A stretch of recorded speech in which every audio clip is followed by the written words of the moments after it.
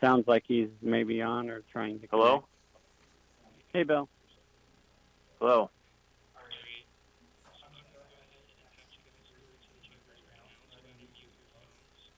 Okay. Okay.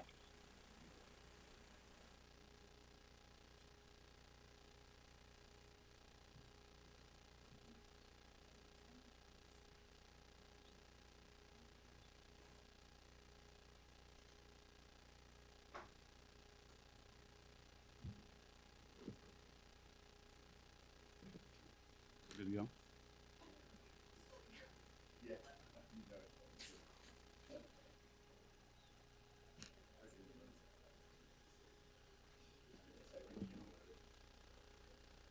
Well, this doesn't feel quite right. Welcome to those of you who are in this room to our emergency meeting of the Utah County Board of Commissioners. And but I'm not exactly sure, Commissioner Lee, are you planning on sharing this from the phone, or would you like me to conduct the meeting? So, Nathan, are you calling in as well? Yeah, I'm on the line. Okay. All right.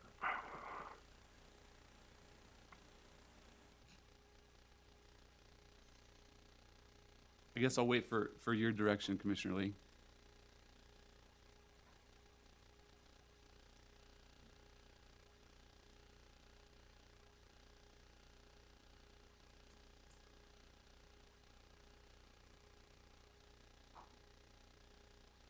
Let's see, Nathan and Bill, can you guys hear me?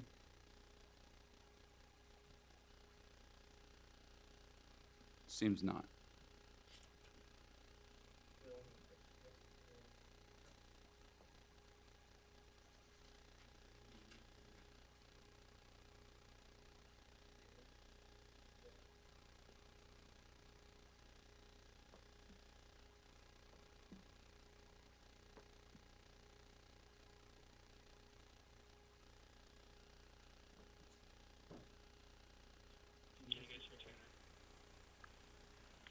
Testing. Yes, I can cannot. hear. I can't hear Tanner, but I can hear you.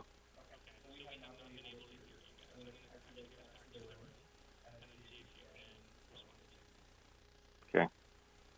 Okay, let's see. Can Commissioner Lee, Commissioner Ivey, can you hear Yep. me? I can hear you now. Okay, great. And I can hear you as well, Tanner. And the room can hear you. So great. So we were saying, Commissioner Lee, that we'll wait your direction whether you want to conduct this meeting or have me, No, since I'm here. I would prefer, since you're there at the anchor location, that you conduct the meeting. That way you can see what's going on. I've got the agenda in front of me, but I'd prefer that you conduct it. Okay. Thank you. All right. Well, welcome again to our emergency meeting of the Board of Commissioners for Utah County. We have 3 agenda items that we need to get to. I would like to just provide some context and background to why we have called this meeting. First, this is kind of a weird personal privilege, but my son is probably the only one who thinks it's cool that these are on YouTube. And it's his birthday this morning, and I had to run out and miss some of his birthday festivities. So happy birthday, Oliver. But back to business. I don't think this is going to be a substantive policy discussion on form of government, unfortunately. We did that for quite a while earlier this year, and then we formed a committee to advise on the form of government. We received their recommendations. Then we debated more. Then we had our clerk's department and our legal department work around the clock to get that resolution and plan ready to go. Then at the last minute, when we were prepared to vote, a group of petitioners headlined by Commissioner Lee filed a petition which blocked us from proceeding. When asked about what was happening that day, the chair of the Good Governance Advisory Board, Dr. Cameron Martin, simply said, "It is political theater, pass the popcorn." I think he's right. That bothers me, though. We had a serious conversation going. We had a lot of leaders in our community engaged on the issue, many of whom are here today. And the fact that this stunt thwarted the whole process has led many of us to be frustrated. Several cities have passed resolutions. The state legislature would like to act to do something for the state to address this. And so this is why we're here today. Commissioner Ivey and I had raised objections to the petition during our public meeting on the day it was filed. However, we have not taken any official action. I want to get into a couple of the issues with the petition. First, there's an issue of bad faith. The reason that term is used is that state law says that citizens cannot file a petition in bad faith or shall not file a petition in bad faith. And I want to get one thing out of the way with this. If that term means dishonest or immoral or unethical or trying to hurt our community, I would never use it to describe Commissioner Lee or anyone else who signed that petition. I enjoy working with Commissioner Lee. I've had a chance to meet his wife and his children. I admire many of his great qualities, and I often agree with him on policy. Another thing I know about Commissioner Lee is that he likes to win. And when the game is on the line, he's not afraid to get physical. Part of me respects that. To be honest, that's probably why many people love having Bill on their team in the game of political sport. If I'm being the referee, though, I think I have to look at an instant replay and see if some of those elbows were thrown on this petition. So if the petition, if instead of using that first definition that I used, use a definition more that this petition group knew that the county commission had spent time and resources and that a vote was imminent on the issue of form of government, and that the petition was filed with a substantial motivation to block or delay a vote by the county legislative body, then I absolutely think that this petition breaches that standard. You can go back and see Commissioner Lee's remarks in the public meeting on the day that this was filed, and he said he wanted to slow the process down. And I've spoken with all but one of the initial filers of the petition, and that's the same theme that they share, is to slow the process down. So I still doubt the validity of the petition on these grounds. Here's the problem, though. The state law is brand new. It was just revised about a year ago. It's also vague. It doesn't tell us which definition of bad faith to apply. It also doesn't tell us who to decide it, and it doesn't tell us what the consequences are. So it's a challenge, and there's a lot of room for debate and argument. Another quick side note here is that our county attorney and our county clerk are both new and doing incredible jobs. I'm a little bit frustrated of the awkward position this has put them in. I have confidence in both of them, but they kind of are put in a situation where they have to pick sides here a little bit to the extent they're asked to interpret. And I want to applaud their professionalism and welcome their disagreement with me. They are independently elected, and my desire is to follow the law, even if it differs from the way that I've been outlining it. Now let me share a new development. We received an email from one of the signers of the original petition, Mayor Tom Westmoreland. And that came through Tuesday evening at late in the afternoon. It says, "To the Utah County Commissioners and County Clerk, I withdraw my signature and support for the petition filed on July 9th, 2019. I was not aware that this petition would block other efforts to move forward in the pursuit of the most fitting style of government for the county. I saw the petition only as another opportunity to engage the public. It is against my intentions and against my nature to block public discussion or interrupt established processes. This is especially so in matters relying on the voice of the people. Sincerely, Tom Westmoreland." So there's some interesting elements there about the blocking intention of this petition, but also now that he is withdrawn, it has another legal question of what do we do, and is the petition valid on having sufficient signatures? And I'm not sure. The clerk office has not been officially open since the time that this was received, and we've called this meeting. It's still not open at this moment.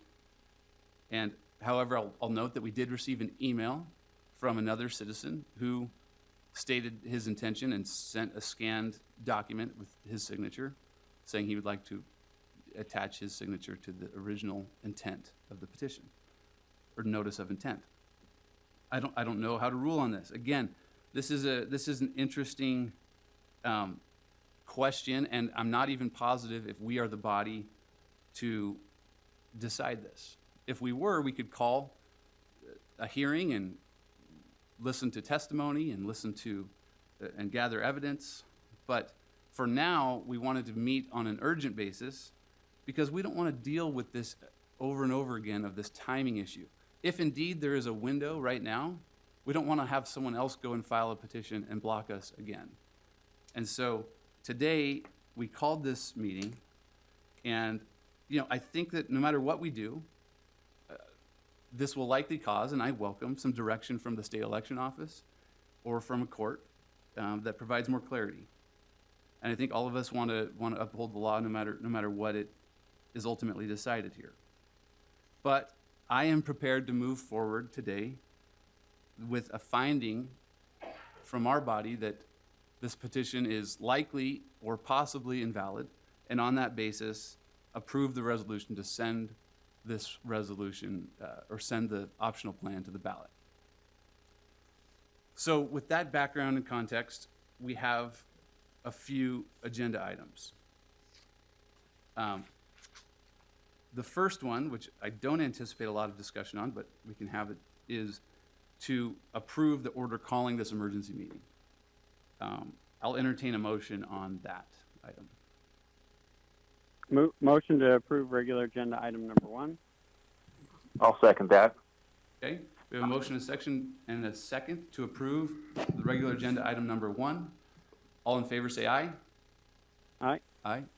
Commissioner, could I comment on that? Sure. I want to point out that my office has every desire to work with the county commission, and we understand there's a fractured commission on this issue.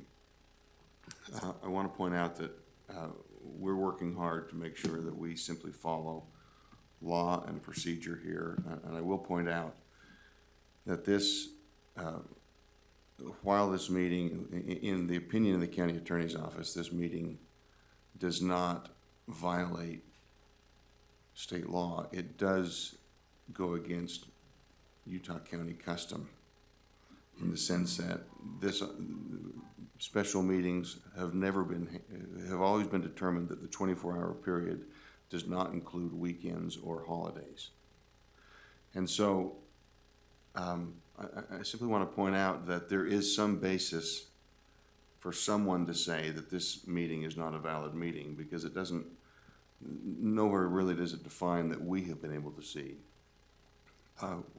when the 24-hour period runs. And the county has never used a weekend. For example, you could call for a special meeting at 5 p.m. on a Saturday night, have a meeting on a Sunday night, and completely thwart the purposes of the 24-hour notice. That's essentially what's occurring here when at 4 or 4:30 p.m. The night before a state holiday, this county commission has requested a special meeting at 7:45 before the beginning of business the day after a state holiday, when 2 county commissioners are not even present. There are some that would suggest that that is without authority. That is not our position, but I state it because I want this body and I want the public to understand that we are trying to give broad leeway as we can to let this commission do what this commission believes is legal and right. And I just want to let that be known. Thank you. I appreciate that, and I wanted to, we did have a conversation with some attorneys in your office, and I think that there was a distinction between calling a meeting and having the notice period involve a holiday or a weekend versus an emergency meeting which there was some urgency or reason for needing a meeting prior to a certain time, in which case the notice period is as soon as practical, rather than 24 hours. But they have noted that issue at 24 hours. Right, and again, I would also point out that whether this is truly an emergency or not is something that could be debated. Okay, so we had a motion and a second to approve regular agenda item number 1. All in favor say aye. Aye? Aye. Aye. Okay, that passes unanimously. Regular agenda item number 2 is nothing to take any action on. I had provided an update on some of the new factual developments, but I'll pause here to allow either other commissioner to express their thoughts or any other discussion they want to add. Yeah, I'd like to speak to it. I know Tom and maybe a little bit more of Westmoreland and a little bit more background behind this. I think it's important to point out a couple things. First off, from the email itself, the fact that maybe he didn't recognize some of the consequences as he states in his email here doesn't necessarily mean that there was any bad faith that can be applied here. What you don't know, and I have permission from Tom to be able to state this, is that he has had some heart incidents that are severe, and he winds up with anxiety and stress at a level that is unacceptable on a health basis for him. And unfortunately, with this petition that was filed, not that he disagrees with our concepts or what we're trying to go forward with and look at a 5-member commission. Matter of fact, he stated over and over that he approves of that, or he likes that thinking and that form better. He did come to me and say, I've got all these pressures that are coming, and unfortunately, again, this whole thing has turned pretty mean and nasty to the point to where an individual can potentially have health risk. And I told him, I said, listen, Tom, none of this is worth your health. And so with that, we did have multiple discussions about it. He in essence doesn't like petition processes. He's expressed that over and over, to us. But again, I wanted to point out that if you want to look at kind of a bad faith in whatever scenario you want to go to, you can see that there was no discussion, within the 5-sponsor group that related to what's being claimed as blocking mechanisms. Of course, they're inherently there, but there was no discussion that went along that way. That was not the intent. The intent was to find a form of government that we agreed to, and we want to take it out to the citizens to see if they agree with the same conclusions, which is exactly what the first petitioners did. So that I find this email, it's unfortunate, and I would hope that we'd take it in that context.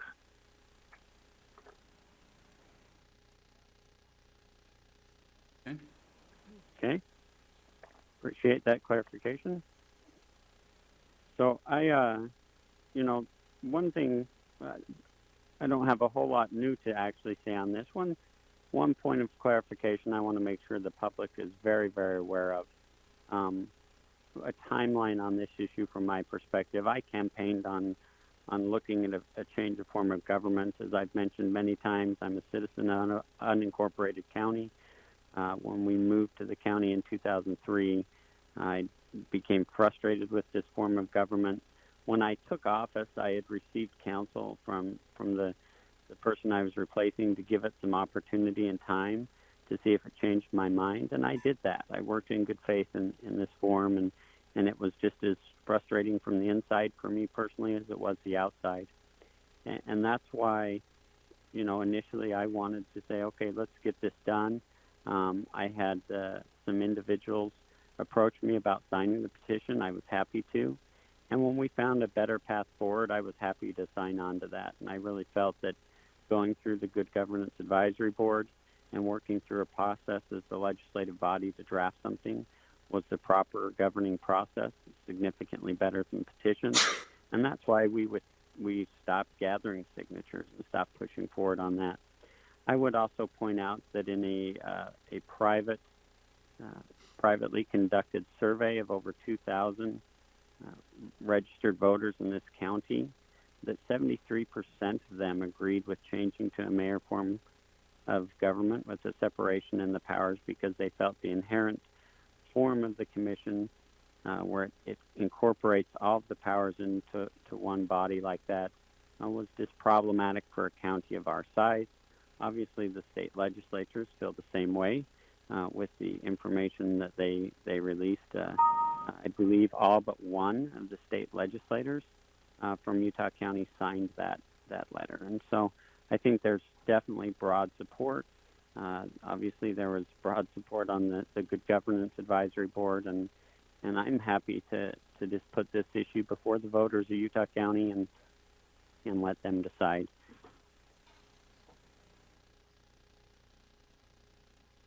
Okay. I guess before moving on to agenda item number 3, I'll provide any opportunity for discussion from staff, or first we'll go to staff and then we'll allow for some public comment, seeing that people showed up here today. Would you remind me what agenda item number 2 is and agenda item number 3? Number 2 is just a discussion on the update of the form of government, and so number 3 is to actually adopt the resolution to submit our optional plan to the government. So I'll note that there is an optional plan actually on the agenda that is the mayor-council plan, and then there's a resolution that would send this optional plan to the ballot. Could I take a few moments? Yep. I should say a few minutes. I want to make clear to the county commission and to the county clerk and to the public at large, and I say the public at large because I want my position, which has never changed from the moment I first had the conversation with one of the signers of the original petition that was filed in January. I want everyone to understand my position on this, to the point that I'm recording this live on Facebook because I want there to be no misunderstanding as to where I stand. I do not have an opinion on what form of government is better for Utah County. I don't have a preference. I truly don't care what form of government Utah County adopts, or whether it adopts no other form of government. My desire is to simply fulfill my duty as the county attorney, and that is to represent my clients fairly and honorably, and to represent the interests of the larger county in the same. To do that, I think that there needs to be some history here. I have never been part of the state legislature, though I have spent a lot of years around the state legislature. And one thing that I understand is that laws don't pass themselves. A group of people will have an interest in changing a law, and they'll change a law or create a law, and that process will either generate significant public discussion or significant discussion amongst the legislature, or it will fly through and not get much debate at all. I am unaware of how this process occurred to change or to create this process whereby Utah County government could be changed or be directed what form of government could be changed with one petition by 5 petitioners. I would suggest, however, the following. First, when Utah counties were created, there were 27 counties at statehood, 29 counties later, Counties are not sovereign in and of themselves. They have no sovereignty rights. They are a creature of state government, primarily of the legislature with a gubernatorial decree after that. The form of state government the form of county government has always been determined by the state legislature, as it is now. Sometime several decades ago, and I remember when this became an issue. I was old enough to remember it and old enough to be aware of what was going on. There was a significant debate as to whether county government should change its form. And the state legislature at that point did something that, in my judgment now as an adult, it shouldn't have done. It should not have given authority to residents of individual counties to vote on what form of government they should have. The state legislature should have set forth a process whereby different counties of different sizes had different forms of government by legislative decree in the same fashion in which they created them originally at statehood. In fact, prior to statehood, during the territorial days. Nevertheless, they created a process whereby there were several forms of optional government allowed. And all of those required both legislative action on the part of the county commission and citizen approval. For reasons that I don't understand, for reasons which I really don't care, the state legislature adopted an opportunity that only exists for Utah County. Utah County is the only county in the state that has the possibility of 5 petitioners creating a petition and then mandating what form of government ought to be considered. I find it somewhat unusual that the state legislature would do that, and my guess is the only place to hang their hat on is that they're going to say, well, it's because of Utah County's size. It's the second largest county in the state. And I've heard and seen representations that it is because of issues of separations of power. In fact, I think I read a newspaper editorial this week that said we have to change Utah County government because the separations of power is just so bedrock and fundamental to American government that we just can't have this joint kind of power. Well, to say that ignores the fact that over 20 Utah counties has no separation of power. It ignores the fact that separation of power is a question that belongs to the sovereign, not to an administrative entity of a county. And I don't think that the issue of separation of powers is something that hinges on population. Separation of powers is something that is so fundamental that it either exists for counties that have 10,000 people in them or counties that have 2 million people in them. And it would not be a wise move for any legislative body, this one or the state legislature, to say we have to have separation of powers, because a minority of counties in this state have county governments which separate powers like that. After the law was changed, 5 people signed a petition and filed a petition with this county, with the county clerk, saying we want to have a mayor-council form of government. That put everything on hold as to what the county could do. The county then, by this state law, which again is unique to Utah County, forbids the county commission from having any involvement whatsoever in deciding what form of government there should be. I will state, interestingly, it's an interesting point to me that this law allows these 5 petitioners to act in 2 ways.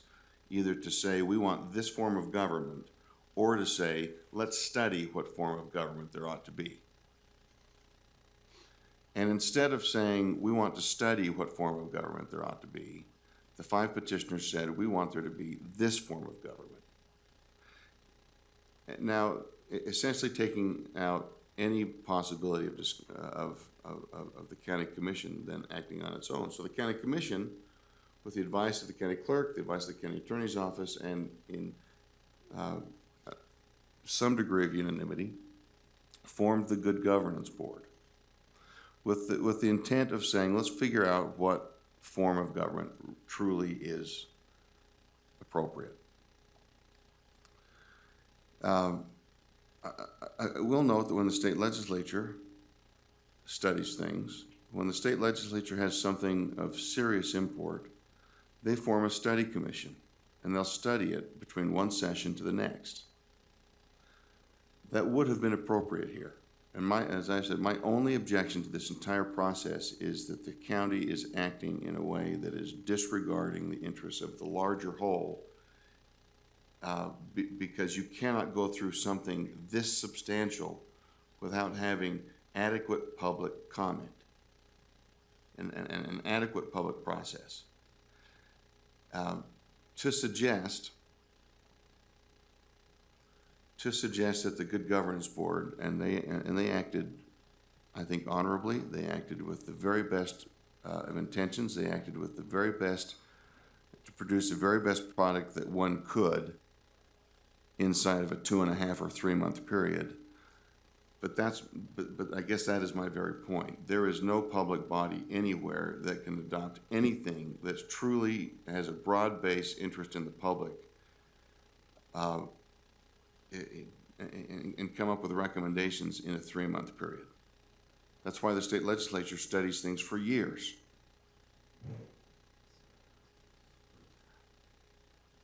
Nevertheless, and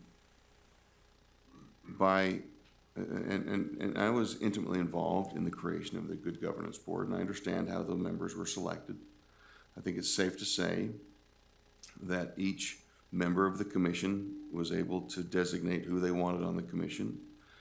It is not surprising to me that that everybody got a third of their people on. It's not surprising to me that then 2/3 who controlled that Good Governance Board was able to say, well, we want this form of government, which happens to mirror exactly what the 5 petitioners said they wanted to have.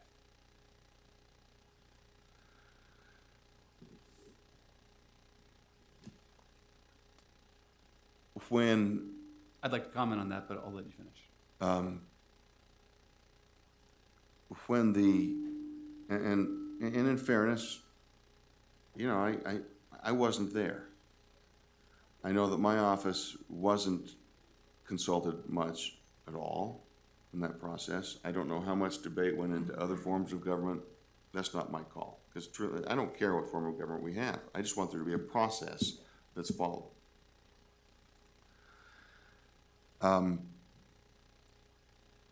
When the petition failed, the original petition failed for lack of signatures, that opened a window where anyone, be it Commissioner Lee, be it you, be it Nathan Ivey, be it me, be it the vagrant on the street, anyone could have gathered 5 people and gathered a petition and co-opted what form of government there ought to be in Utah County. Now, 2/3 of this commission and a lot of people who wanted another form of government want to say that this was done in bad faith. I will say that from my perspective, and again, I am not the decider of what bad faith is. But to me, bad faith cannot be determined unless one can see whether someone files a petition and actually demonstrates an intent to gather signatures by gathering signatures. We won't know whether this group of 5 acted in good faith or bad faith, in my opinion, unless we see if they gather signatures or not. That's the measure from my perspective. Now, to go to the mechanics of this, and thank you for letting me have my discussion on history.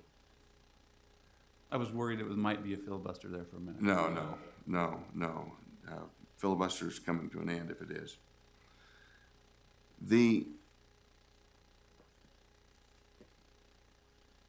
filing of the petition by law, takes the Utah County Commission out of the change of government business.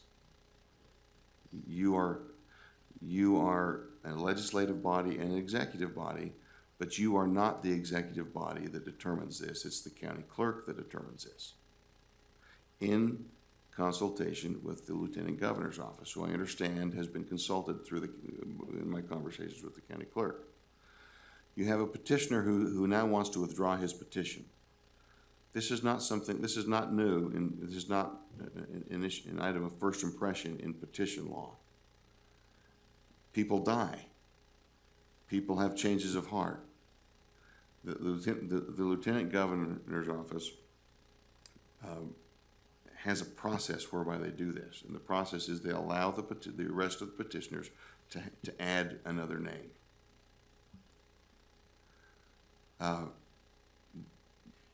That's by far the most logical course of action here, because the state law is quite clear that the petition cannot be withdrawn until signatures are gathered and all 5 petitioners agree that it can be withdrawn. That's the only thing they even discuss about withdrawing the petition. And so my comment here is this. If this county commission makes a finding that the petition was filed in bad faith, I will state that you have done so without affording any rights of due process to the other side. I would suggest that people will look at this as purely a political move, because one group of participants didn't get the form of government that they wanted decided, and now it's been co-opted by another group. And I would say that Bill Lee is not the only politician who doesn't like to lose. I would say that it's an inherent trait of a politician that they don't like to lose. And I would also say that you as a county commission should guard yourself, because this is an issue that should be studied and discussed and thought out. And I will tell you that I would bet any number of people in this room, any number of milkshakes necessary, to say there aren't 5,000 people out of 650,000 people in this county that even know this issue is going on. We are talking to ourselves in a vacuum here. And if we're going to change the form of government in Utah County, this has got to be a process that is discussed openly and decided and properly vetted, rather than co-opted by one group or another. It is the opinion of the county attorney's office that this body has no authority to issue the finding that you want to make. That the effect of making such a finding is nothing more than a non-binding resolution by the majority of the commission saying this is what we think should be. It will have no effect on the county clerk. It will have no effect on putting on the ballot. It will have no effect on eliminating the petition. It will do nothing but further divide an already divided county commission. And I will say that rather than spending your time as a county commission on this, the county commission ought to be concerning itself with something like, does Utah County need a property tax increase? I would dare say it does. We're half the size of Salt Lake County. Our budget is a fraction the size of Salt Lake County, and we cannot conduct good government without some reasonable amount of money in which to conduct it. That's what this discussion ought to be for the next 6 months, not which political faction is going to gain power or the upper hand on some form of government. I wish that Commissioner Lee's petition would have said, let's study this for 2 years. It didn't. It said, let's have a 5-member commission. Again, I don't care what form of government this is, but we have to follow the process. And we have to follow a process that is bedrock to American culture, and that is that we do not do things in back rooms. We do not do things at 7:45 the day after a holiday. We do things in the public eye with public comment, And it would be my strong recommendation to all three of you commissioners to not adopt your finding. Thank you for the comments. Well, a question I have for you is, so in your opinion, who does have the authority or who should be reviewing this? Well, the Fourth District Court always has jurisdiction to review this. The judicial branch of government always has that judicial review. Absent that judicial review, this is an executive function, and despite what many people think, the county commission does not possess all executive function. This particular executive function is handled and possessed by the Utah County Clerk. And it is her job to determine if a petition is filed in bad faith.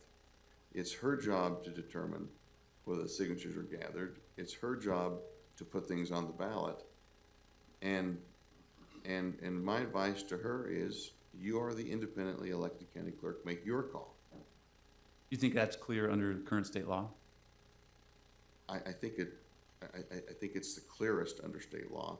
There is nothing that anyone can point to that I can see that gives the county commission authority to do it. And you know, I think if it's an issue that deals with an election, the election official is the county clerk. The ultimate election official is Lieutenant Governor's office. It's my understanding that Ms. Powers has consulted with the Lieutenant Governor's office on this particular law, and the Lieutenant Governor's office apparently told her, this is an item that we've never dealt with, we're going to leave it to your discretion. And so I think this thing turns on the opinion and interpretation of the county clerk. Well, and that is... Dave, could you give me some code sections on that, please?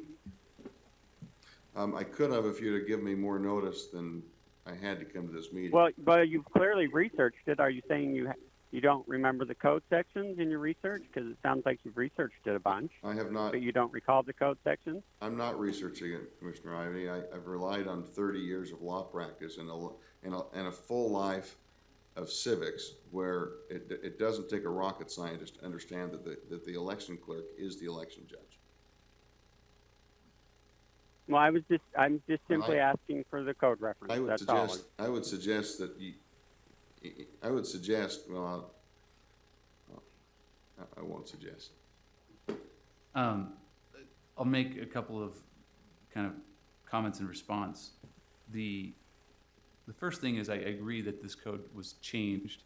It used to be that it would create a study committee that, you know, the petition sponsors could not immediately just put an optional plan that would go to the ballot. They'd have to create a study committee. And I think that was part of, in my view, why with this new law, even though we had kind of a non-binding study committee, we wanted to create the Good Governance Advisory Board to create some element of that historical process.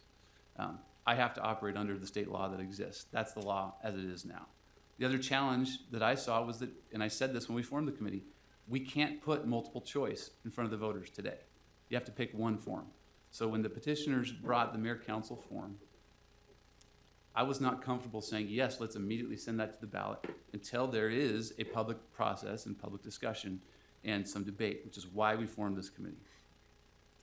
I will also say that I've never been an advocate for any of the forms of government. I've always been willing to look at this, and I think that it's inherent because this decision has an effect on our terms and ability to seek re-election and things like that. I feel like there is a conflict of interest, which is why I committed when we formed the committee to follow their recommendations. And so at this point, I'm not really having a philosophical debate on the right form of government. I'm just trying to follow the recommendations of the committee and let the people ultimately decide. And it's really out of motivation to keep my word and to follow the process that we said we're going to follow. The committee had the ability to seek an extension. So I had similar concerns about the timeline. And that was entirely in their power. If you see the public meeting when they presented the report, I asked them why they didn't seek an extension. Wasn't my call, it was theirs. I take great objection to the suggestion that we all put a third of our people on the committee and that somehow influenced. I don't think there's any basis to make such a statement. My only desire and my only intent in forming that committee was to have it be truly independent. We have mayor, state legislators.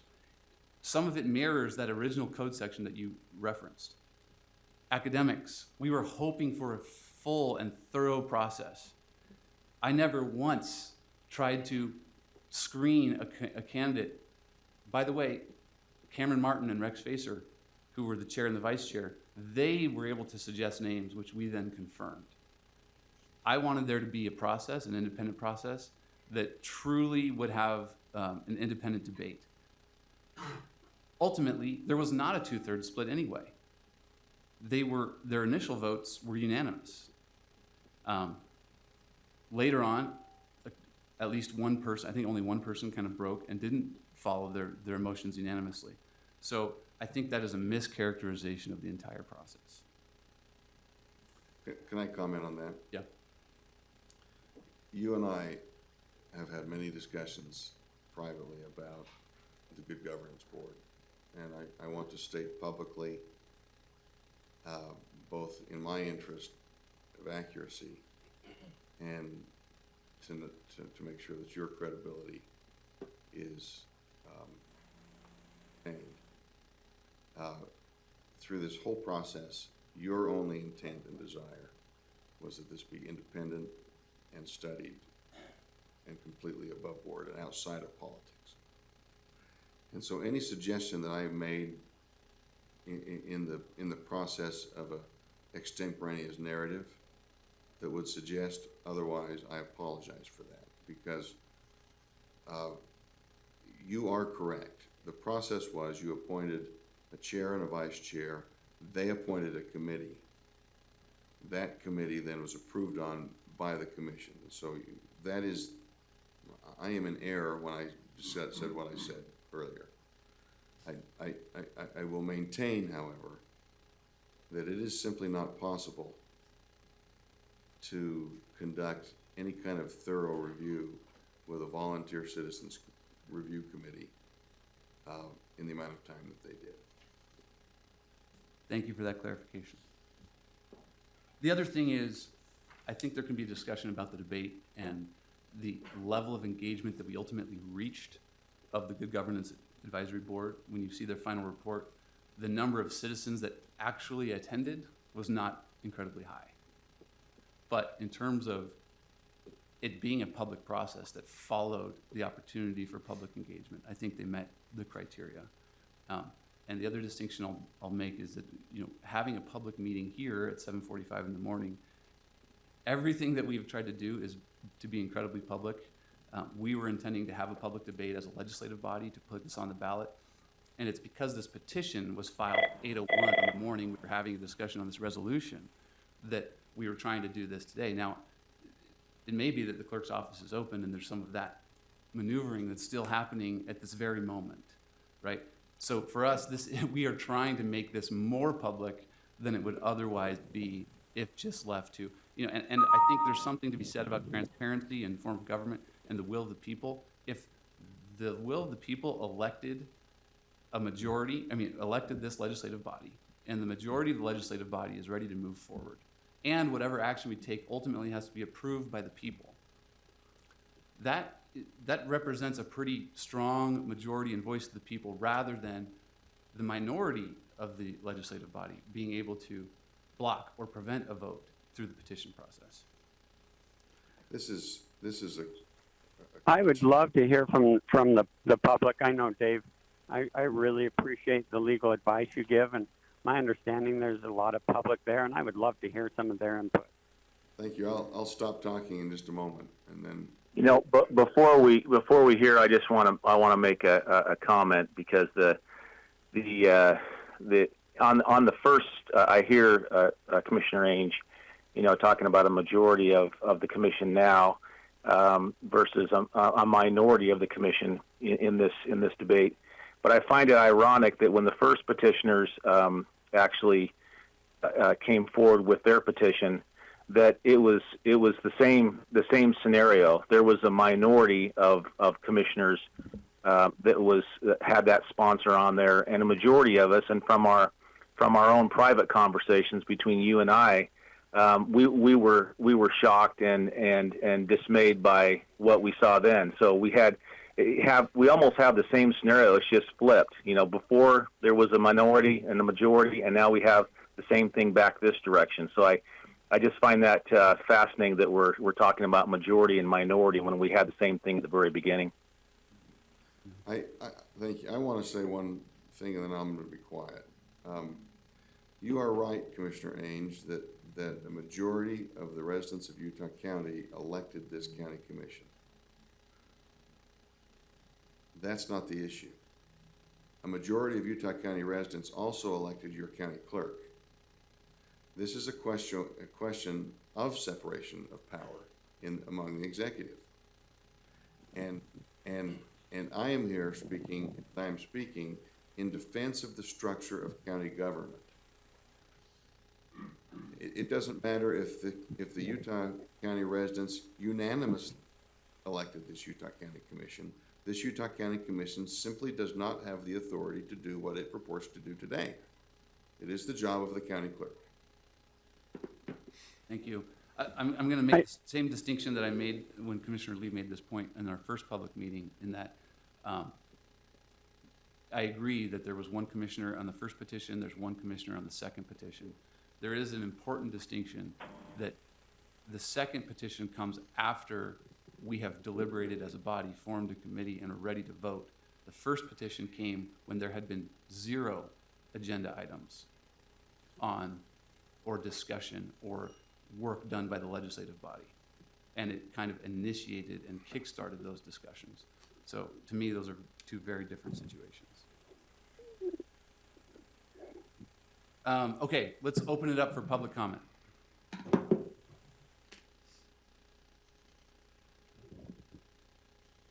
Thank you very much, Senator Jake Andrake, Senate District 13.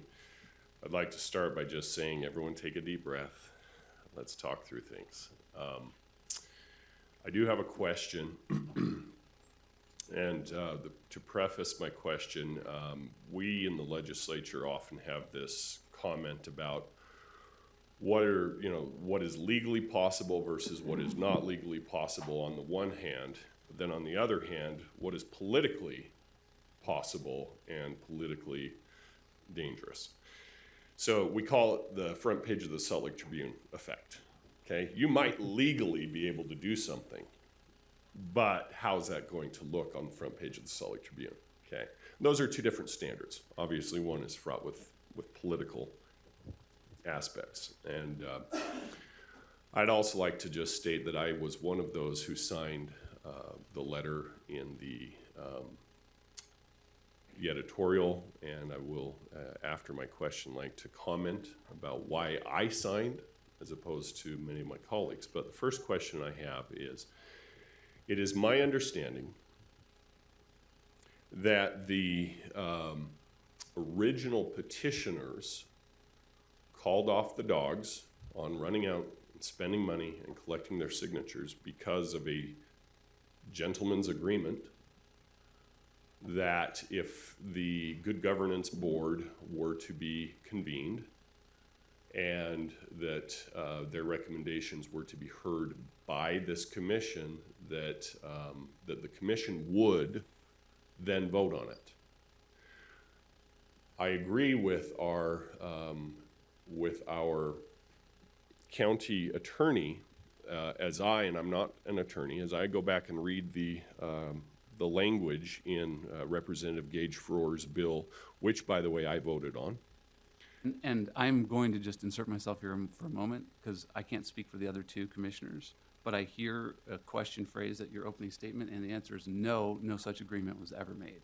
Okay, so that was ultimately my question on this, is that the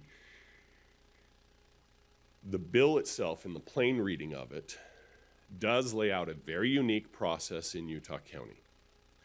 And that unique process legally is exactly what the attorney of Utah County is stating. Signatures were not received, therefore it was open for anybody to submit.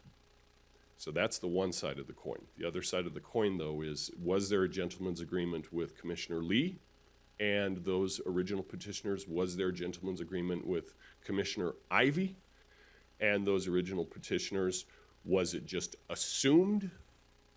Because I believe, a lot of the animus in that op-ed, in that editorial, came from the fact that there was this sense of an underhanded effort that persons on the commission had entered into a gentleman's agreement that they would honor the findings of the Good Governance Board. That's why we created the Good Governance Board. That's why we tried to follow the traditional pathway of studying it out, just to have it circumvented within hours of the then duly scheduled commission hearing. So I just want it on record. Was there an agreement, and with whom? And I would like each of the commissioners to tell me whether or not, either individually or as a group, they had an agreement with the original petitioners. For me, I'll take this first and let the other two speak. Both because it didn't happen with me, then I know it can't happen as a group. But for me, I never made such an agreement. It also seems illogical to me because at the time we were forming the committee, we had no idea what they were going to recommend. That was the whole point. I went into this wanting there to be independent, thinking that there was a very high likelihood, a significant likelihood, that the advisory board would recommend something entirely different than the petition. So I don't, those two things to commit to follow, I don't think the petitioners would have ever wanted an agreement like that because they wanted the mayor council. And I said, I want a committee to study this and I'm going to follow what they recommend. So I think that those two positions were at odds to ever have some sort of agreement. It was only at the very end, if people started to feel like the committee was trending in that direction, that I think they started to hedge their bets and wonder, okay, wow, should we really gather signatures if it looks like the legislative process is going to end up in a substantially similar spot that we began with our petition? But I'll say for the record that there was no agreement. How about the other two commissioners? Senator, I'll be happy to speak to that. I don't know there was necessarily agreement per se, but when the Good Governance Advisory Board and that process came forward, me as an individual petitioner, I felt that was a better process and was happy to move forward with that. And that's why I stopped from my end actively seeking those signatures, because I believed we were on a better path and that they could work through, come back with a recommendation, be whatever it be. We could work then through as a commission body and have some work sessions and draft something and then ultimately put that before the people. So while I can't speak for us as a group, me as an individual, you know what I mean? Obviously, I was happy to sign it to kickstart this process. When I saw a better path forward, I was happy to support that path and listen to what they had to say. And obviously, in the end of the day, as an elected official, our votes matter. And I voted to form that committee. I voted for the members on that committee to approve them because I just simply felt that was the better process forward and was willing to trust them to go and do their job. And as David Levitt mentioned, you know, you guys do a lot of research up there on the Hill as our state representatives. And in all your years of research, you've only given us a few options on what forms we can have. So in that regard, some of the work of the Good Governance Advisory Board had some direction from years and years of research at the state legislature. And so I really trusted that process because I trust the research the legislature does in forming their laws, and I trusted this body with their diverse backgrounds to do a great job and to give us a better process going forward. Wondering if Commissioner Lee would also respond. Yeah, yes, I'd like to definitely address this. This issue came to light to me just recently, and I find it somewhat appalling that words are being used or fantasy agreements have been made to push thought processes and try to manipulate others to come to conclusions. One, I'll just state it right off: there was no agreement, there was no conversation in that fashion at all, as you can probably tell from the others, and yet my name has been blackened on this because I've heard that there was an agreement and I reneged on that agreement, and therefore there's got to be some other type of Big Brother actions taken. And so for me, this one's a little emotional, and for me, because my name's being dragged through the mud because of this, one of them, because of this issue, in which it never happened. And so again, it's appalling to me. I mean, Cameron Martin said political theater. Yeah, get the popcorn out right now, because this is what's being done. Is words are being parsed and half truths are being spread when it's not even true. Mr. Commissioner Ainge, can I continue with a couple of thoughts, and then I'd like to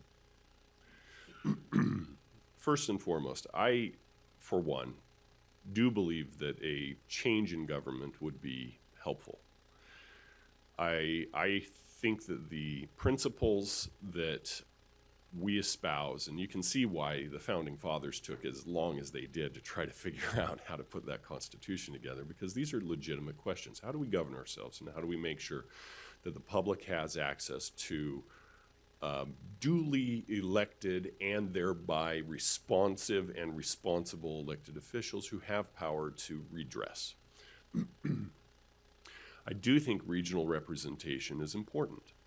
I do think a balance of powers, checks and balances. I mean, quite frankly, the display of what we're seeing between the division of this three-member commission ought to tell every single person in this room that what we have is insufficient. I do think a separation of the executive functions and the legislative functions is good policy.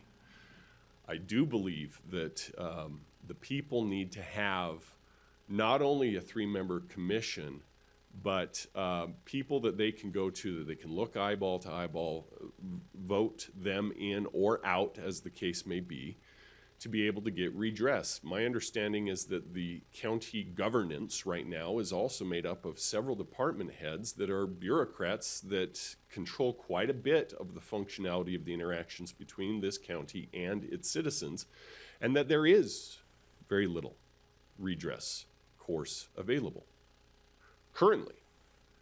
So in one aspect, moving towards a council form of government with a strong mayoral form is a consolidation of power in many respects. It is also a consolidation of accountability and a direct accountability. I think those are correct principles. I, for one, signed that op-ed because I think that our dysfunction, which has occurred in this commission in years past as well as current, is simply not going to work as we move forward. I think the county is getting too big. I think that whatever we do, be it a 5-member commission, be it a council form, I think that we do need to have more discussion and more debate. That being said, I have read the plain language of the bill that was passed by Representative Gage Frohr, and Representative Mike McKell was very instrumental in helping to carve out the provision for Utah County. It is vague as far as what would happen if a petitioner removes their name. I think then you fall back upon, as our county attorney said, the precedent set and the rules and policies established under the Lieutenant Governor's office. I think if this commission were to move forward today, we end up creating a conundrum where the commissioners are going to sue themselves. The question that began this whole discussion about which court of jurisdiction would prevail, and our county attorney said it was the 4th District, and I think that's absolutely right, but that's indicative of the fact that we have disagreement within this 3-member commission. You've got dueling interests and dueling petitions, which is, once again, an illustration that this is a dysfunctional system. If you end up... I'm going to challenge you on that for a minute. You can challenge me. Can I finish that thought? Sure. Just because we're not using Yes. necessarily a back and forth form here. I would resist greatly this commission or factions within this commission suing the county. I think that's throwing good money after bad. Part of the reason I signed on as a signer for that editorial was in the hopes to bring people to the table and figure out a pathway forward. I don't know necessarily that we have legally the recourses available under state statute to get this put on the ballot. And I'm not an attorney, but that's a plain reading of it. And I wish we could. You need to know that my heart is that I think the things need to change. But I don't see how that's possible. Short of us turning into a big lawsuit that I think ultimately doesn't have merit, quite frankly. So I would strongly encourage a sit down with all interested parties to sit down and figure out a pathway forward, if at all, if there is a pathway that can be worked out, if you know, and there might not be, because people may have their own personal interests associated with why they're behind whatever position that they are. But I would also resist the legislature coming in and dictating and being prescriptive. I think that's politically fraught with problems for us. And yet, if we fail to sit down and work out a pathway forward on this, I don't know that that's going to be halted. Now, whether or not the people that might move such a legislation forward are able to get their 38 out of the House, 15 out of the Senate, and 1 from the governor is still yet to be seen, especially when we're talking about one county versus 28 others. I just don't want to see this devolve into court challenges. And so I would plead with all sides available that we sit down and work out a compromise, and we do it expeditiously. I just don't want to spend tens of thousands, if not hundreds of thousands of dollars going through a court process that ultimately, I think, according to a plain reading of the statute, is not likely to pass. Okay. Thank you, Senator Anderegg.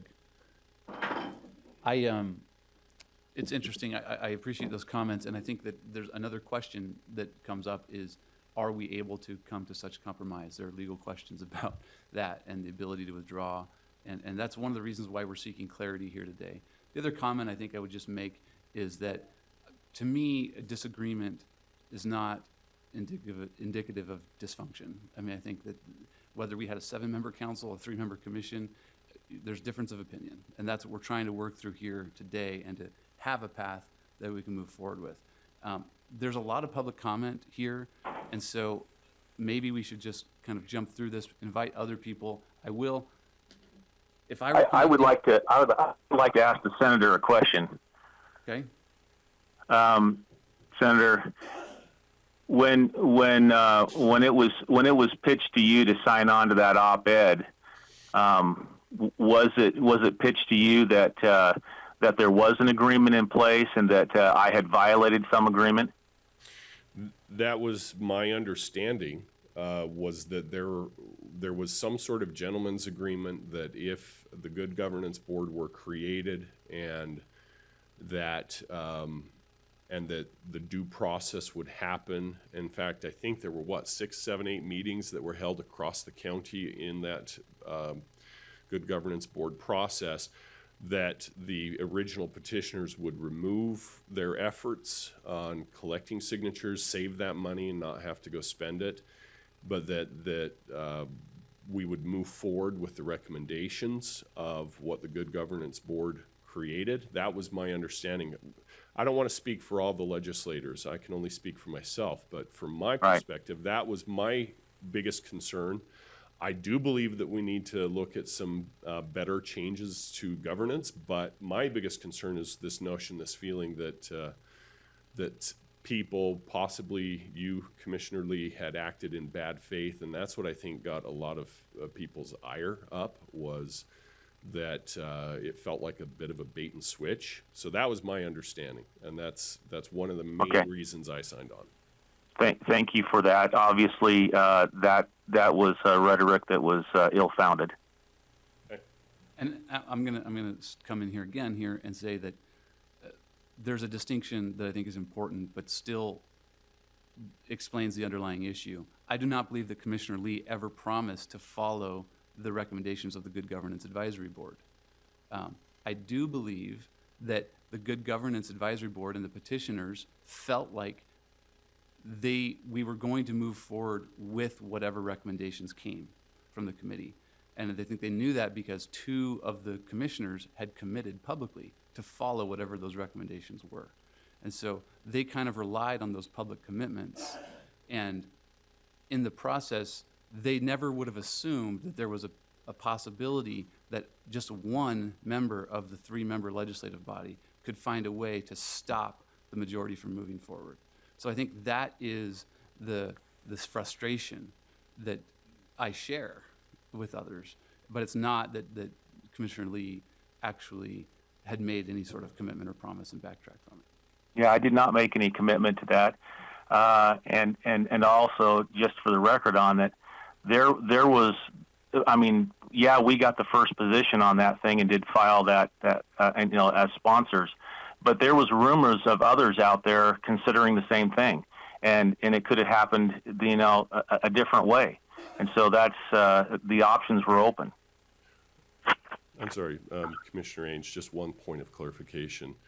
I don't want it to be understood that my understanding and the reason I signed on the petition came from the author of the letter. That didn't come from Representative Brammer. It was from other discussions I had with other legislators. I do think it is important that people know that we did meet as a legislative group, Utah County Legislative Caucus, and discuss this before we decided to put the op-ed together, and I think that's very appropriate for us to do so. So when I stated that was my understanding, I didn't mean to attribute that to Representative Brammer or anyone in specifics. So Thank you, Senator Andreg. As we move through the public comment, maybe we should have a shot clock of sorts. Ezra, can you keep a 3-minute timer? Three's Give us a fine. warning. Commissioner Ellertson. 3 is fine. Thank you. The reason I jumped up real quick was because I've got a commitment at 9 o'clock, Okay. so I am going to be brief. I come to you as a former local elected official of over 20 years, having served as mayor and then county commissioner for 12. And I will tell you that during that service, specifically as county commissioner, I had the opportunity, and I consider it a great opportunity, to work with a variety of other commissioners, a variety of other personalities in the commission. But I think at the end of the day, we were able to keep civility and move forward the ship of state, so to speak, in terms of accomplishing what we needed to do. Felt like we represented the county. I felt a personal responsibility to each citizen in the county, and I attempted to do that. It's more than a full-time job. I think the commitment to be a county commissioner is a full-time job, and it can't be distracted with other interests at this point in time. That may be part of the interest as to why some have an interest in going to a part-time commission. Anyway, the other thing that I want to say is this. It's a broader question than the commission. You've got the other offices in the county that need to be considered as well, because once you go to a mayor council, what do they do?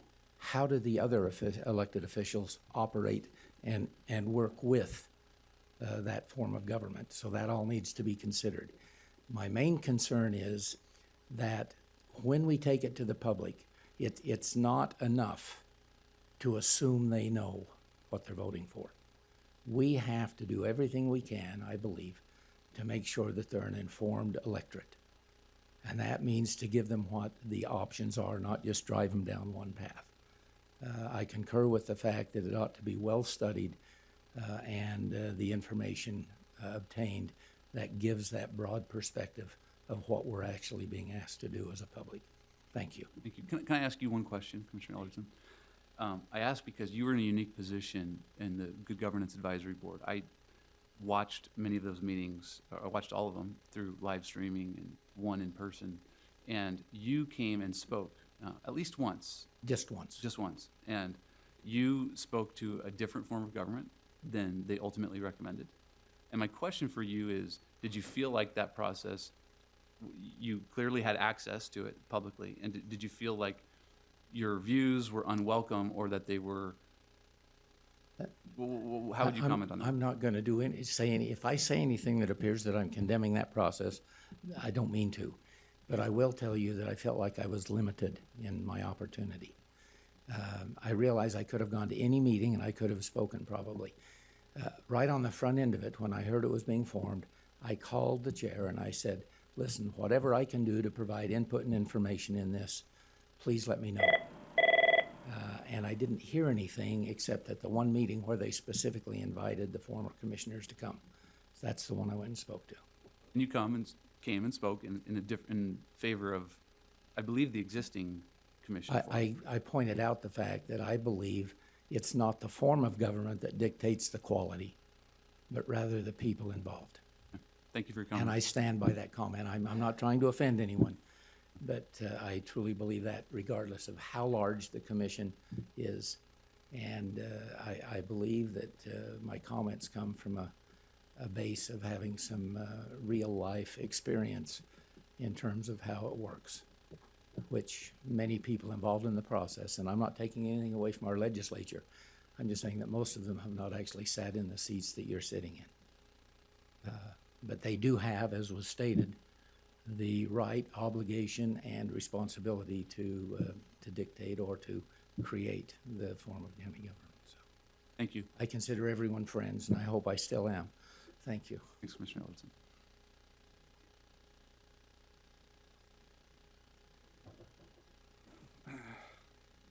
Hi, Mayor Richard Brunst of Orem. Appreciate this opportunity to speak. Appreciate the commissioners holding an emergency meeting at 7:45 this morning. I'm one of the original petition signers to change the form of government within our county. I believe that that's necessary because we are going to experience and are experiencing tremendous growth. And to be able to deal with that, I believe that our structure needs to change, specifically so that we do have a separation of powers, so that we have representation from all parts of the county, and so that we also have checks and balances. When the Good Governance Board began to meet, I spoke there twice. I went to some of the meetings and enjoyed what I was hearing. When the recommendation came out, listening in the meetings here at the County Commission, it was stated that the original petitioners needed to let their petition expire so that the recommendation of the Good Governance Board could be put on the ballot and voted on first by the commission and then to be put on the ballot if the vote was positive. So it was my intent to let that expire so in fact that could go forward. And I heard that comment from two commissioners and from others here in the County Commission chambers. I feel like that the process has been followed, that the legislature has outlined. They changed the forms of government that are allowed last year in legislation. They've put down the process by which that can be approved. I believe that that has been followed and is moving forward. I would encourage you to vote to go ahead and put that on the ballot this year to move forward with the change in the form of county government per the recommendations of the Good Governance Board.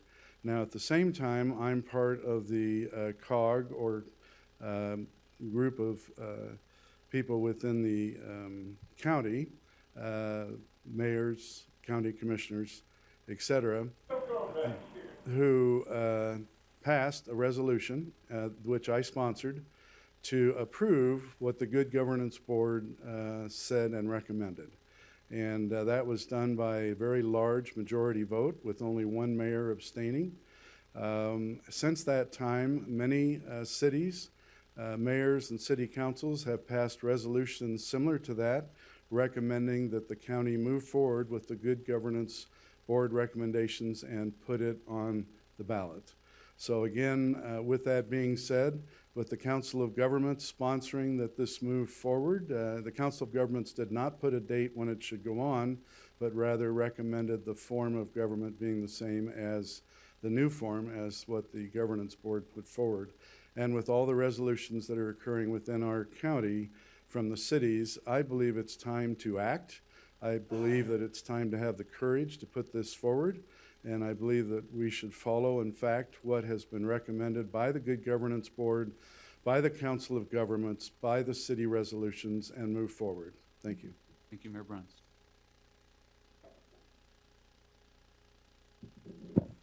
Hello, my name is Representative Brady Brammer. I'm the author of the op-ed that was discussed.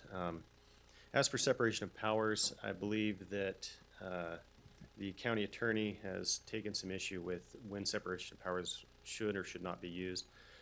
If it were up to me, it would be used in a far broader sense than it is with regards to all of the various counties. However, there are, when you get to a county of a low population, there are some logistical problems with separating it out. However, in a county of larger population, it is the preferred method largely because there are numerous problems with the Open Meetings Act. There are numerous problems with grammar requests, whether you're going into legislative session or executive session, how you characterize all of that. All of that creates transparency and accountability problems. And the larger the county, the more problems there are.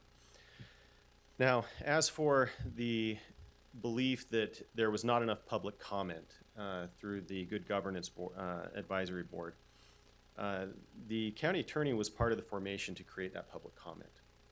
To the extent that he believes that the process that he took part in creating was not going to be sufficient from the get-go, then I take issue with that. To the extent that he does not believe that he was able to go and provide the input that he needed to provide, then I think that there's some problems there. He could have showed up at any of those meetings, could have provided any legal input that he had during that time. Those were live streamed. Those had, I believe, 6 or 7 different meetings held throughout the county. The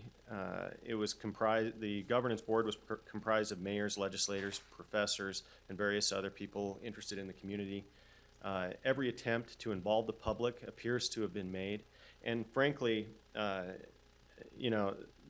involved a much larger public comment and public outreach than nearly every piece of legislation that goes on at the state.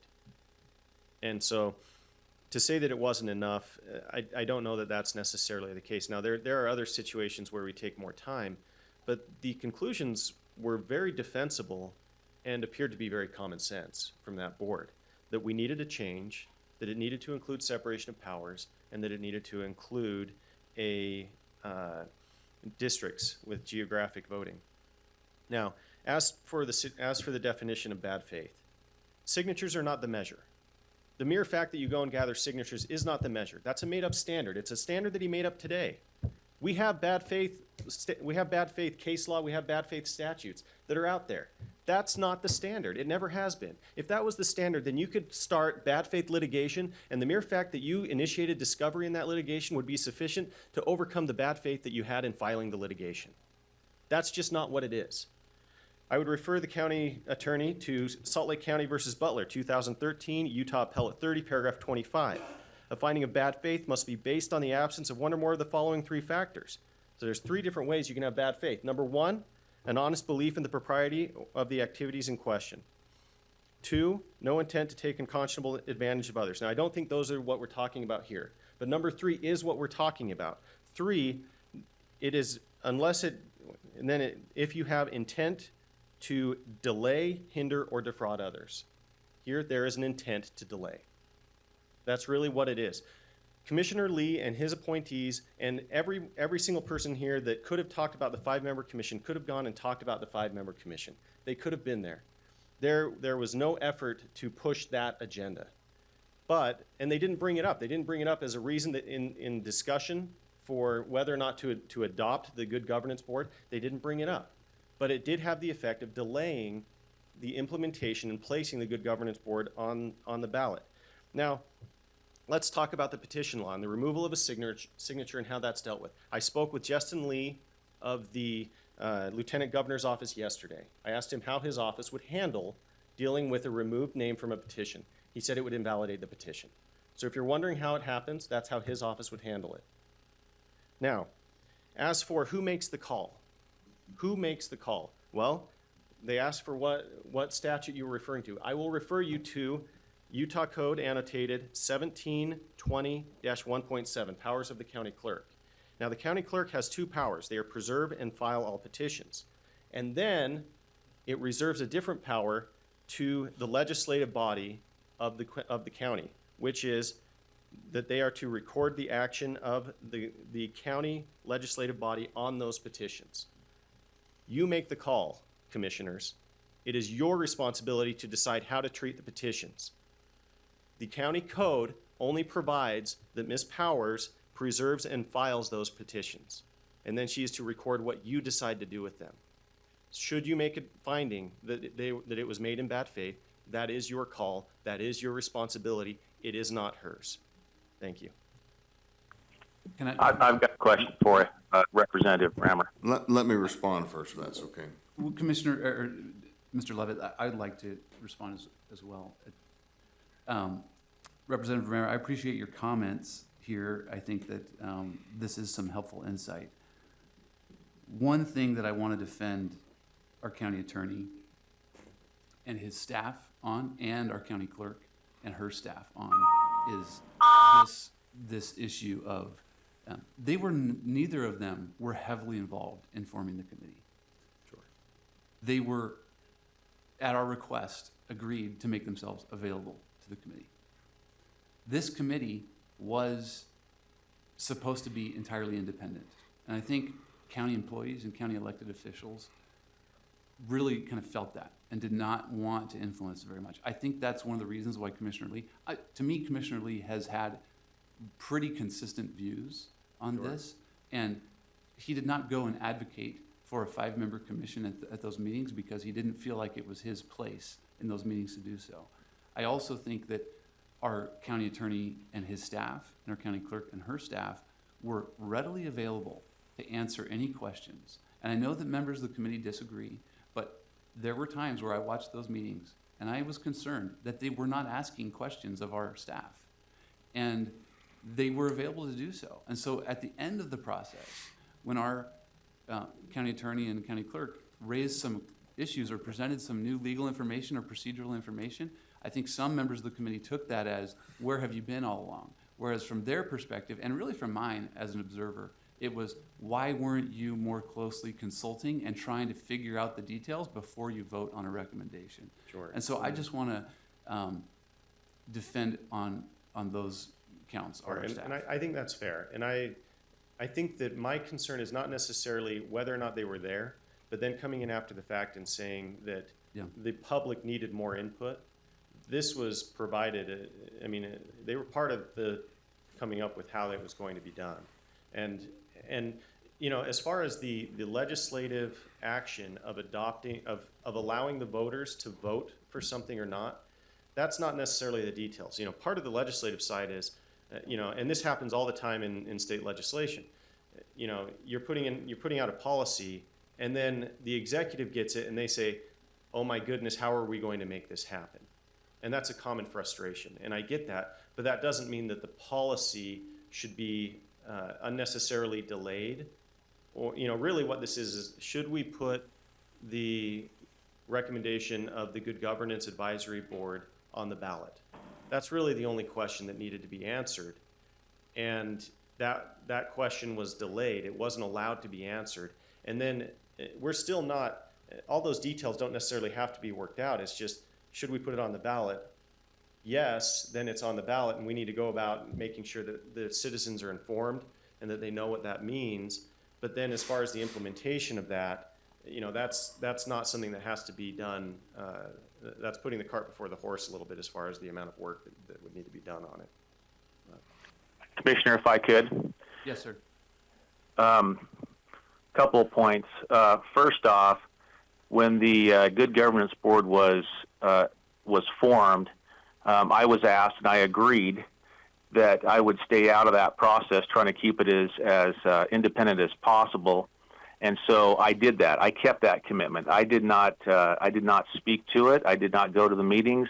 out of my commitment to the chair, primarily on that issue. I did have, though, a few of the Good Governance Board members set up an appointment and come and talk with me.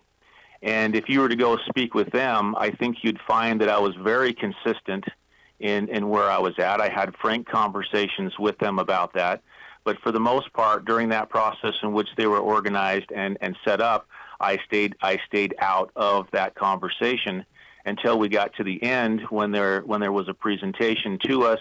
And at that point in time, I started to voice the concerns that I had. That was the first comment I want to make. Second, when it comes to this argument of bad faith, and it seems to be hinging on delay, in the essence of just how it's set up with the petitioners and through the state legislature that five individuals can hold the cards on this thing.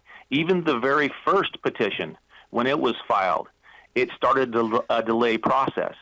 It started a delay process all the way through. And so if we're gonna hinge that, then the first petition has to be validated as bad faith as well, because everyone knew that nothing could happen because it was delayed until there was some sort of action that had to take place. And so to argue the delay factor on this thing as bad faith, I think is very short-sighted. Commissioner Lee, what in particular are you saying was delayed? Well, anytime petitioners, file according to the law that was set up, it's going to delay. It delays any action that can be taken by the commission, obviously, and that happened even with the very first petition that was signed. The delay starts, and so to argue that as being a bad faith argument, I think is wrong, because it just happens. It happens by the nature of it, which is the game that was set up by the state legislature to go through this process. But are you referring to any actual imminent or pending or publicly noticed item that was going to be delayed? Well, for instance, I heard that there was, campaigned on the form of government. This had not been talked about before. I actually went through the campaign process last year, and this was talked about repeatedly. And I also campaigned as well, stating over and over that I felt like the 5-member commission would be a better form of government. And so I said I was willing to have that kind of conversation. I was willing to put it forward at the beginning of the year in a discussion, and I moved to do so. But the 5-member petitioners, they delayed any conversation on that, because it was in essence, like everyone's saying, that takes the front seat and the standard on it. So again, I'm going back to the delay argument, that if you're saying that delay is the bad faith option to it, it's built into the process that was established by the state legislature. So you can't use that as a delay argument. There's a pretty significant distinguishing factor here, Commissioner Lee. The number one distinguishing factor is that the other commissioners had an item on the agenda that they were planning to vote on, and that they had signaled that your position was likely to lose. And so because there was a pending item on the agenda that was set to be voted on, and this effectively delayed that vote, that is the delay and the distinguishing factor. No, that's not true. Not a larger philosophical delay to allow a process to run. What was on the agenda that was going to be voted on? The adoption of the Good Governance Advisory Board. Right. And you said that was on the agenda to be voted on? Yes. No, it was a work session item. A work session item is not an actionable item. There was nothing on an agenda that had any vote attached to it. All right, there's some distinctions. Yes, Mr. Levitt. Thank you. First off, Representative as it relates to the Good Governance Board, I had every opportunity to go to every meeting of that board. I went to the opening one simply to tell the board please try to limit any personal political interest you may have in this process. Do you feel that they did not do so? I have no idea. I didn't participate in any of it, and I didn't participate in any of it by design. How would you structure something for public input beyond what they did? Well, I would. The problem assumes that they addressed the questions that need to be answered. For example, districts. How there needs to be considerable discussion over where the boundaries are for districts. There was none. There will be eventually, But there wasn't- doesn't necessarily to put it on the ballot. Well, I don't. But In my let me ask you this. opinion, What do you feel is needed to get the public input for you to be satisfied? there needs to be. Well, let me answer that in two ways. Like I said, I believe strongly that this needs to be on the ballot. I don't care which form of government it is. It needs to be on the ballot, but it needs to be on a ballot in a time when this issue hasn't been studied by. I mean, it's been studied by the legislature to set those forms, and it's been studied by the Good Governance Advisory Board, which you didn't follow along with. So for you to be able to say that you know that they didn't study it effectively doesn't seem like you have the foundation of knowledge. Here's to what do I so. here's what I am basing it on. The discussion of when to have the election is the only issue of importance to me. That had 5 minutes discussion on the last meeting, as I have been told by members of the group. The chairman himself told me that. So let me ask you this. If you have identified a problem and you feel comfortable with the solution as far as what that problem is, and you have a chance to quickly address that problem, why wouldn't you take it? I did. When I learned that they were So did the Good Governance Advisory Board. please don't cut me off. Go ahead. When I learned that the Good Governance Advisory Board was recommending this be placed on the ballot in 2019, I called the chairman of the commission and I said, what about districts? What about this? What about, I don't remember exactly what I said to him. I said, but you can't adequately inform the public when you haven't adequately discussed it yourself. My only desire here Let me ask is, you this. please Go don't ahead. cut me off. Okay. My only desire here is that this be a fully vetted process, and it be something that be commonly known. You just can't do that in government in the time frame that we're talking about. What time frame? Oh, let Mr. The- Levitt finish, please.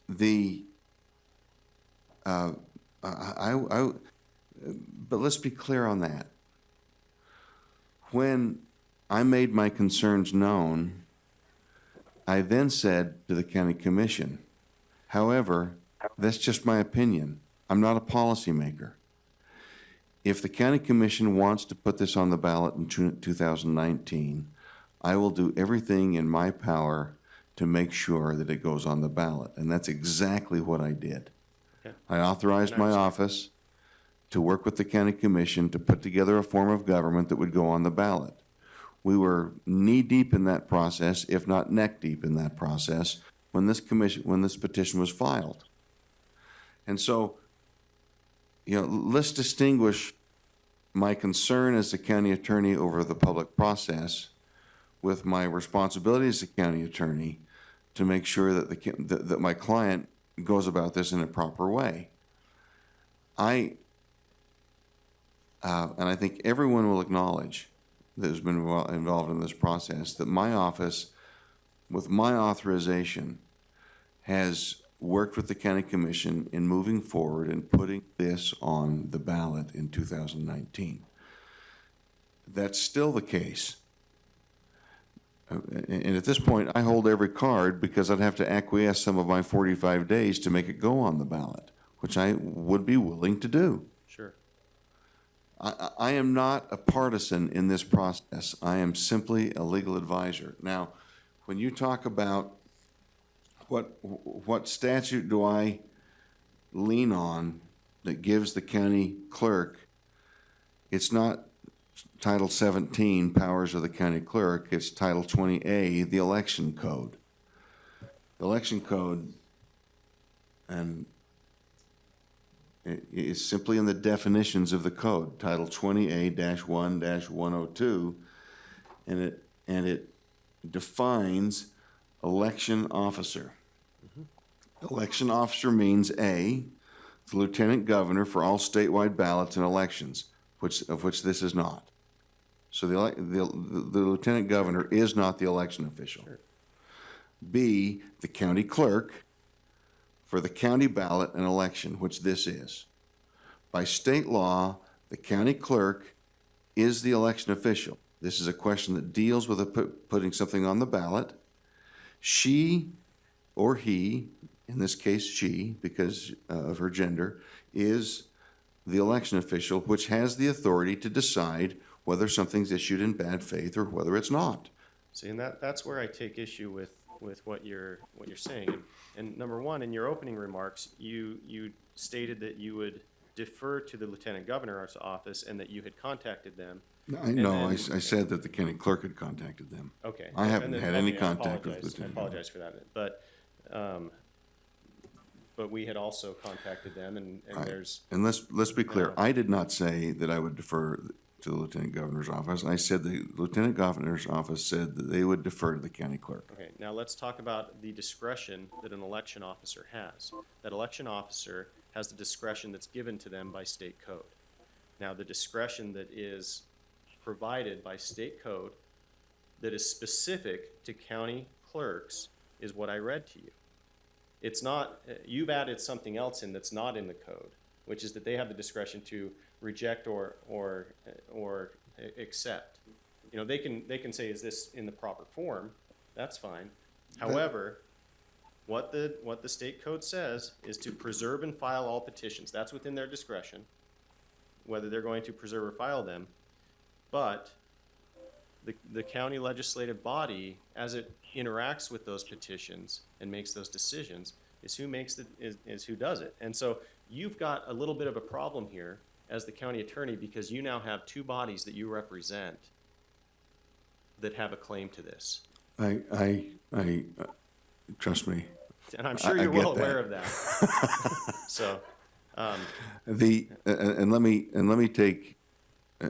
tell you why I believe I don't have as much of a problem as it might appear. sure.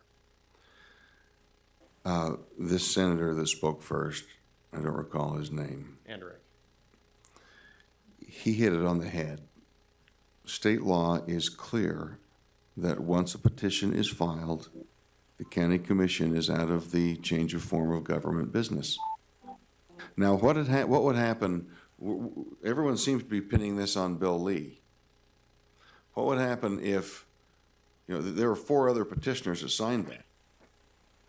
Now, what would happen if John Q. Public, who didn't want a mayor form of government, who was not a county commissioner, would have filed that petition? Is who you are dependent upon whether you're doing it with the intent to delay? I will say this, the identities of the people does impact the analysis as to good faith and bad faith. And I don't mean that to disparage any specific person, but it does impact it. And so it does change the analysis quite a bit. And you're right, it would change the analysis. I will say this, and then I'll sit down. I believe that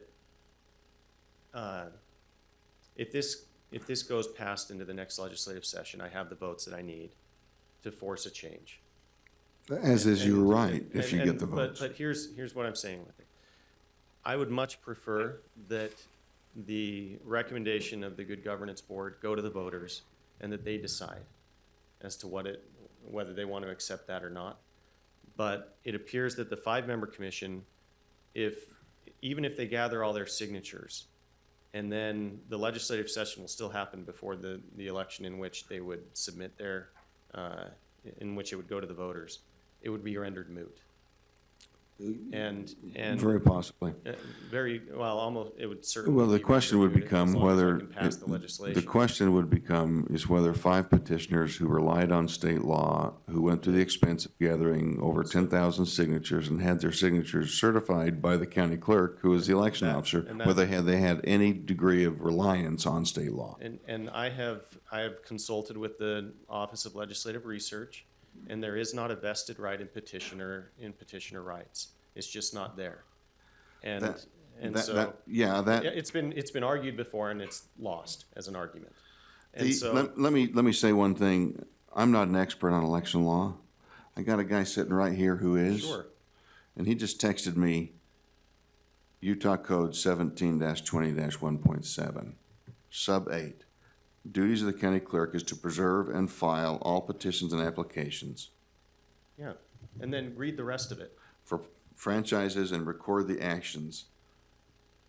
Of the county legislative body on them, meaning It's a question of interpretation. it is. And that's this, the and same we've thing given that I you raised ours. before. And we've given you ours.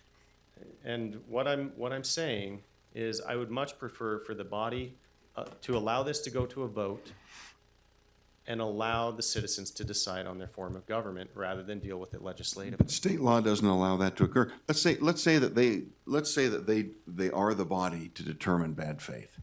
Okay. Let's say that they are. Then there's some measure of due process that needs to occur. Let's call some witnesses. Let's take some testimony.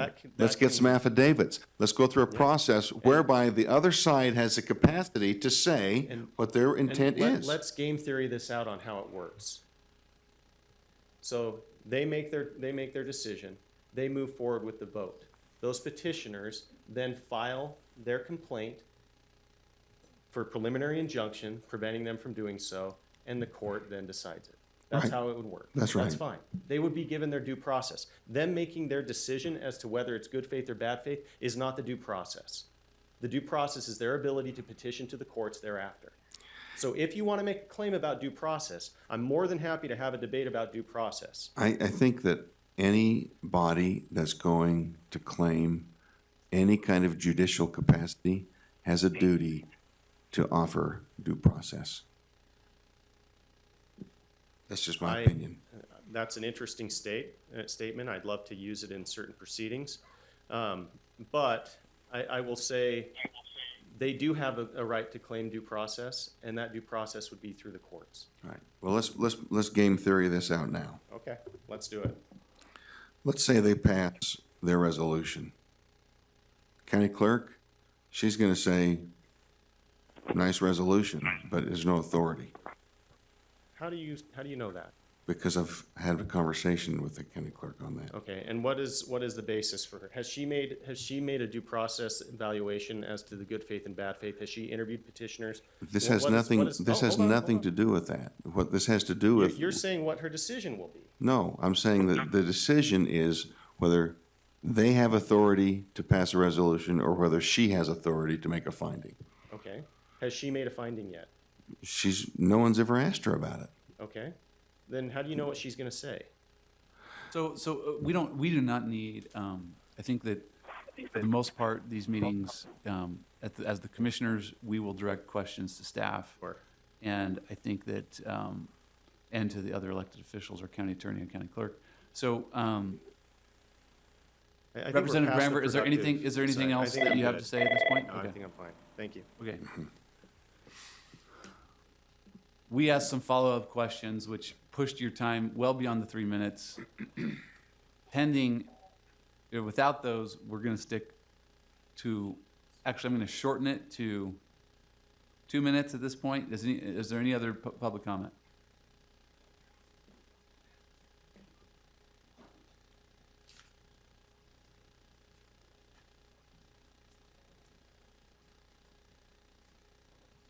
Two minutes is a terrible thing to do to a Greek.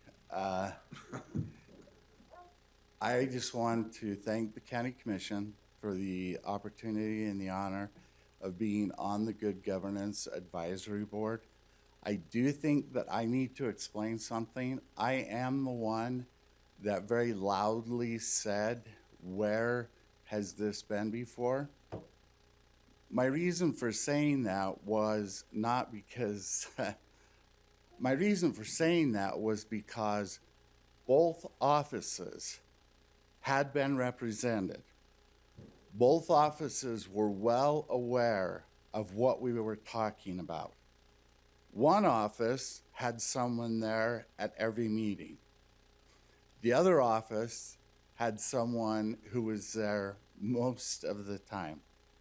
I don't want to get into dates, and I know nothing about legal. I'm one of those that you go through the list of there were elected officials, there were these people, and then you get to me. I am a precinct chair for Utah County 1 in Benjamin, Utah. 60 years in this county. In 1983, I began covering the Utah County Commission for the Daily Herald for 7 years. 2 years after that for Associated Press. 5 years after that for the Deseret News. And as a active Republican, have covered it ever since, just personally. This county, and I take issue with the county attorney when he says that he doubts that a majority of the people know what's going on. Trust me, they know. They've been watching, and they have been watching for years, and they want a change. I don't care about your dates. I don't care about your petitions. What I care about is the temperature that is in this county. They want change. They watch the Good Governance Advisory Board give a recommendation, and then I don't care if there were half a dozen other petitions that were going to sneak in. One of the people that's on that petition, her name is on our recommendation, plus it's on that petition. But I will tell you, through going to church, through going to Fiesta Days Rodeo last night, and just in life in general, I am a single man in this county. I have the opportunity to go from one end to the other and to go from one group to another and in and out. Democrats and Republicans. This county and its people are ready and wanting change. And if they don't see it come out of this and come out of it the way a group studied it, it will be nothing but a joke again. Happy to. Clark Harrison Karras. There is Welsh in me, and I'm very proud of that as well. Thank you, Clark. Okay, I do not see any additional. Tanner, I just want to reaffirm, I too think it should be on the ballot, just for clarification. Just when. So we have some interesting issues to figure out, bringing this back up to the virtual bench, to the other commissioners on the phone. I do not have a desire. This is a challenge in that we've had multiple interpretations of the law here. And I don't want us to take action that we don't have the authority to take. I also feel like we've laid out certain grounds pretty clearly for invalidation of this petition. And I have had a chance to review some of the details about it and speak with all but one of the petitioners. There's also a hesitation on my part to do nothing at the moment, because if there is a window and it sounds like we may need to appeal to other authorities or seek additional clarity there, but if there is a window, now is the time to take it. And so I think that was really the purpose of calling this meeting, is saying, hey, if this window exists, and some of us think it does because of the invalidity of the petition, or the potential invalidity of the petition, then we should take an action to send this optional plan to the ballot. And so I guess I turn back to you, David. What is there a way to accomplish this? Is there a way to seek clarity on this answer, or provisionally pass this resolution? I truly don't have a dog in this fight politically. I will state there are several things that could be done. First, but it would require a degree of statesmanship that I think would improve actually the tenor of things in this building. The 5 petitioners who have filed a petition they have filed a notice of intent to collect signatures. And by law, they don't have to actually have given the petition. The contents of that petition could, by agreement and compromise and statesmanship, hammer out what that petition said, what that petition looked like. And that vehicle could be used to put it on the ballot in 2020. As far as putting it on the ballot in 2019, someone with authority is going to have to invalidate the petition. I think that legally, that is the county clerk or the 4th District Court. I don't think that it's the county commission. Even if it were the county commission, I believe that the optics of 2 opponents, if you want to talk about the Salt Lake Tribune standard that the senator discussed, I think the optics of that are very, very bad. The real heart of this issue is, what do you do to the issues of county government if you say this is our authority when the county clerk is saying this is her authority? That forces that then becomes the issue. And right? Can I ask, there's a question I have there, which is that has not been my understanding in my conversations with the county clerk. Mm-hmm. It's been somewhat similar, and I feel like to a certain extent you have made the same comments, correct me if I'm wrong, which is really no one here, there's not a high level of disagreement or adversarial nature. Everyone is acknowledging, we may have difference of opinions, but everyone's acknowledging that the standard by which we apply here, and really who should be making the decision, is not 100% clear. I think that is accurate. And so what that means is, absent 100% clarity and the requirement for people to make a judgment call, people have to make a judgment call. And I've made mine, and it's based on as sound a reasoning as I know how. It's not based on the fact that I want to keep it on or off the ballot or on the ballot or anything. It's just based on what is it that I believe is the most defensible. Let's be clear. I get along really well with Nathan Ivey. I get along really well with Tanner Ainge. I get along really well with Bill Lee. I get along very well with Amelia Powers Gardner. This has, like you say, this is not a question of personalities. This is not a question of whether we get along. This is a question of process.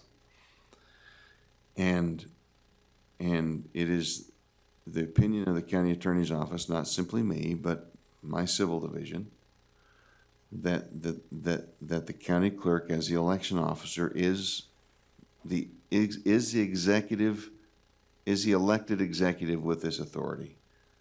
And granted, there are many elected executives in this county. There's a county commission, a clerk, an auditor, a treasurer, assessor, recorder, sheriff, attorney. This little swath of executive power, in our opinion, belongs to the county clerk, not to the county commission. Reasonable minds may differ. Reasonable minds do differ. But that's our call. That's how where we come down on it. So to me, that is, I guess, somewhat new. Maybe I had misunderstood the statement before. I didn't know that was a clear opinion that it is within her authority. In speaking with the county clerk, I have never got the sense that they have made a decision one way or another, or that they know how to do it. In fact, the reference was made in your opening remarks that they had reached out to the state elections office. Right. And so, again, for me, I'm wondering if there's a way to craft this in a way that allows us to do what we want to do as a legislative body, but also open this up for review to achieve the clarity that we want. Well, you have to understand that if you take a shot to do this, there are 5 petitioners who will take a corresponding shot. And the sheer passage of time, as those shots are volleyed back and forth, and if this winds up in the judicial branch of state government instead of the executive branch of county government, that will necessarily mean that it won't be on the ballot in 2019, just by the sheer passage of time. Because as I've stated very publicly, I'm holding my powder dry on my 45 days. Sure. And I'm completely willing to acquiesce on the 45 days if people are getting along and people are moving forward in good faith effort. If this devolves into a court battle where I have an obligation to defend a county clerk and a county commission who are feuding with each other, then I'm going to have to authorize the appointment of outside counsel for one body or the other. And that process will take it beyond the 2019 election. And so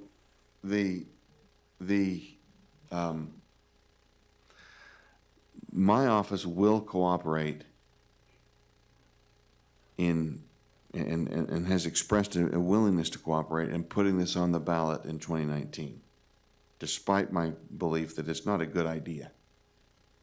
But I'm not a policymaker. If I could, Danner or Commissioner. Yep. We're talking about process, or we're talking about decisions that are made or statements that are made, especially from the clerk auditor's office. And the clerk auditor's office has accepted, our petition, has been working with us when it comes to getting the proper forms, and putting together and having we have the plan complete, the option plan complete. And so in essence, I think we're looking back and saying who makes the decision on this, and when that decision should have been made. And I believe that decision's already been made in the sense that it's been accepted, and we've been moving forward in trying to accomplish getting things ready legally and lawfully so that signatures can be collected. And so when we're saying over and over that there has to be a decision made, it's already been made, and we're moving forward with it. So I don't know where this conversation of should it be done in should there be a decision made by the clerk auditor's office in bad faith or whatever the case may be when it's already, that decision's been made. And I'll welcome the comment from Mr. Levitt, but to me, Commissioner Lee, a question there is, there has to be something. There has to be something. Just the fact that they accepted the petition, there's no basis other than just looking at signatures when they initially did that. If evidence is presented that suggests that this was a delay tactic and new evidence presented in that someone has now withdrawn their signature from the original petition, then there needs to be at least somebody that goes through that review. And David, what is your? I think that if you wanted someone to review it, you would pass a resolution today that asks the county clerk to review the issue of bad faith. That's a responsible action from the county commission that then calls the question into question to the county clerk. It takes it outside the forum of politics because you and Commissioner Ivey want a specific form of county government, or you want to follow the recommendations of the Good Governance Board, and that's a laudable thing to do. But no one could reasonably say that you're being objective on the question of whether there's been bad faith or good faith, because you have a dog in this fight. So what I would recommend is that you pass a resolution that expresses your opinion that it was done in bad faith. My guess is it'll go down to a 2-to-1 vote, and that the vote asks the county clerk to make a determination based upon the evidence that you present to her, one way or the other. She can then decide, and then if she decides it was in bad faith, then the petitioners can do whatever they're going to do as far as judicial review. And if she says it wasn't in bad faith, then the county commission can do whatever it's going to do. But either way, that's going to sidetrack the issue of does it get on the ballot in 2019? Just because of the passage of time. What I would recommend that you do. Mr. Levitt, I would just a clarification, please. So if we pass this resolution and the clerk auditor's office makes a ruling and one party or another disagrees with that ruling, where is the due process for appeal lie? Does that then come to the commission? Does that then go to the 4th District Court? Where's that process? In my opinion, it goes to the 4th District Court. It would be a little odd for the commission to pass a resolution to go to the county clerk, over which then the county commission had appeal rights to. I mean, there needs to be, at some point, this pinball has to get out of county government and get to the judiciary if it's going to go that far. So, Thank you. an opportunity or an idea came to me just now that I hadn't really thought of. It's while you were talking about your review period. I'm curious, because this petition normally has this review period from the day that we pass it that goes to the county attorney's office. And I think that's typically more just to review the optional plan and the constitutionality of that plan and compliance with state law. But if we include it in our resolution, we make no finding as a body, but we include in a resolution that says we're passing this, we want it on the ballot, and then we specifically ask that in the county attorney's review period, that whether through your own opinion or through consultation with a court, the state elections office, county clerk, the issues of the validity of the existing petition are addressed. Then I think that we just have the ability to pass now. There's no action that's taken that would not trigger an appeal until the event in which your decision would go one way or another.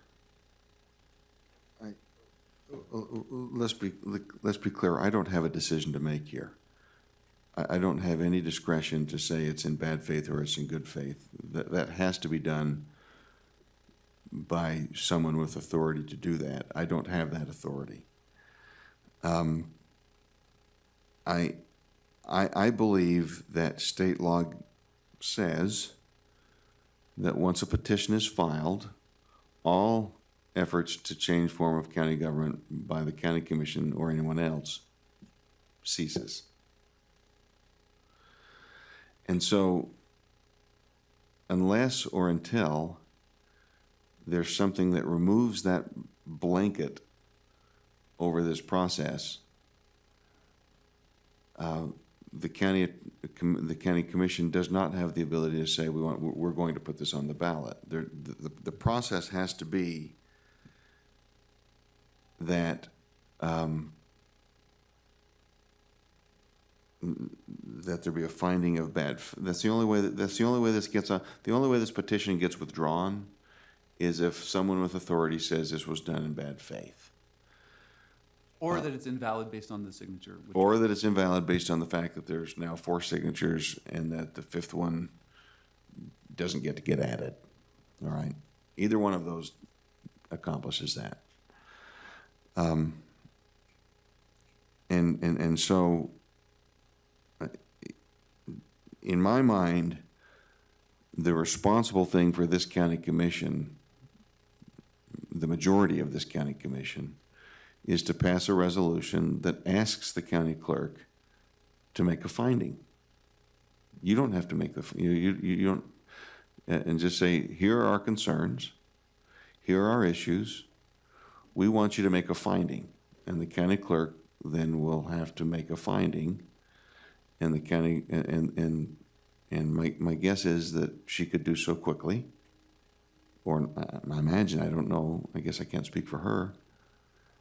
And then whoever is the non-prevailing party in that then would have the right to go seek an appeal or a different opinion. Right, that's right. So, it would probably be a new cause of action in the district court. My challenge with that is I see where you're coming from with that, and I value your legal advice. And I think the one thing that doesn't do for us is give us the opportunity to act now, because in the event that there is a finding that happens 3 days from now, there may be a window at the moment that doesn't exist then. What window is that?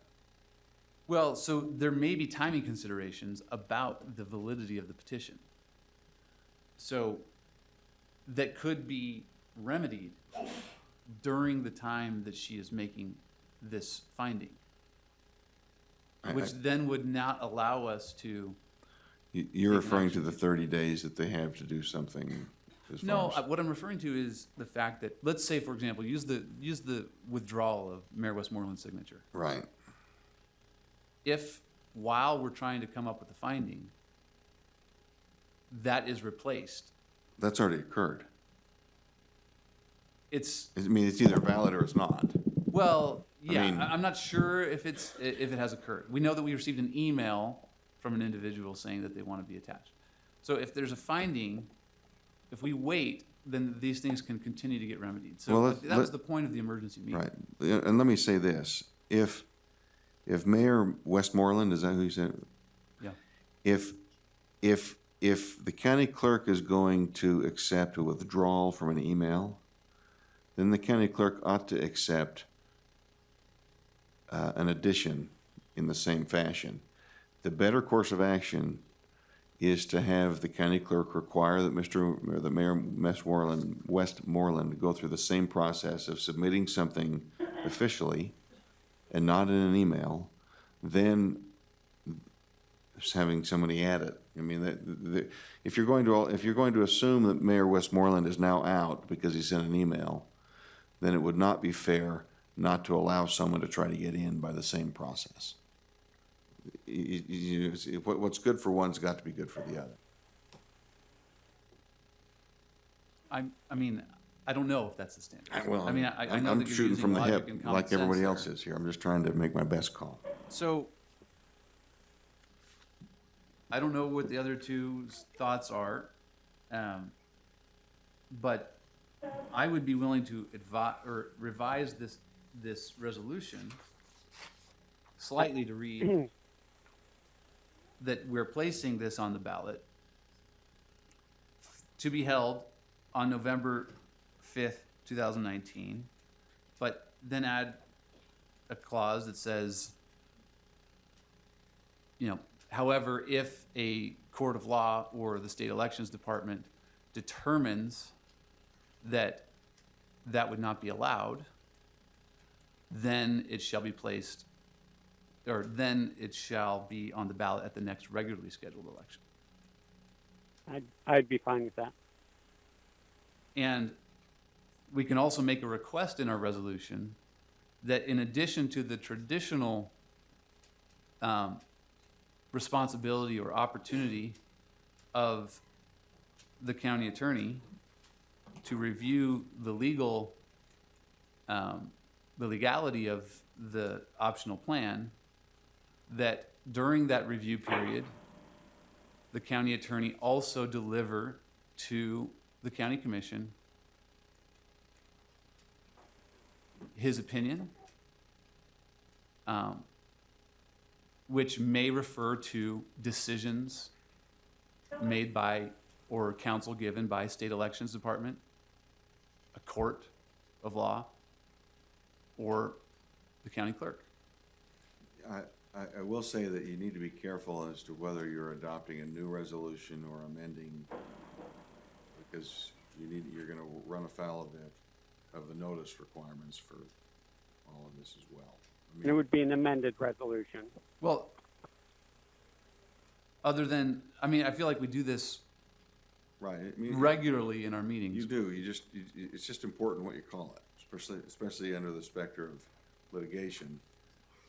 You don't want to call it a new resolution, you want to call it an amended resolution of what's already been noticed for. Right. It would simply be an amended resolution, and I agree with the recommendations and amendments that Commissioner Ainge has suggested. I think they're favorable. I think they give both sides equal opportunity to have due process, as you've clearly pointed out, Mr. Levitt, and as Representative Brammer pointed out, and I think it's a reasonable action.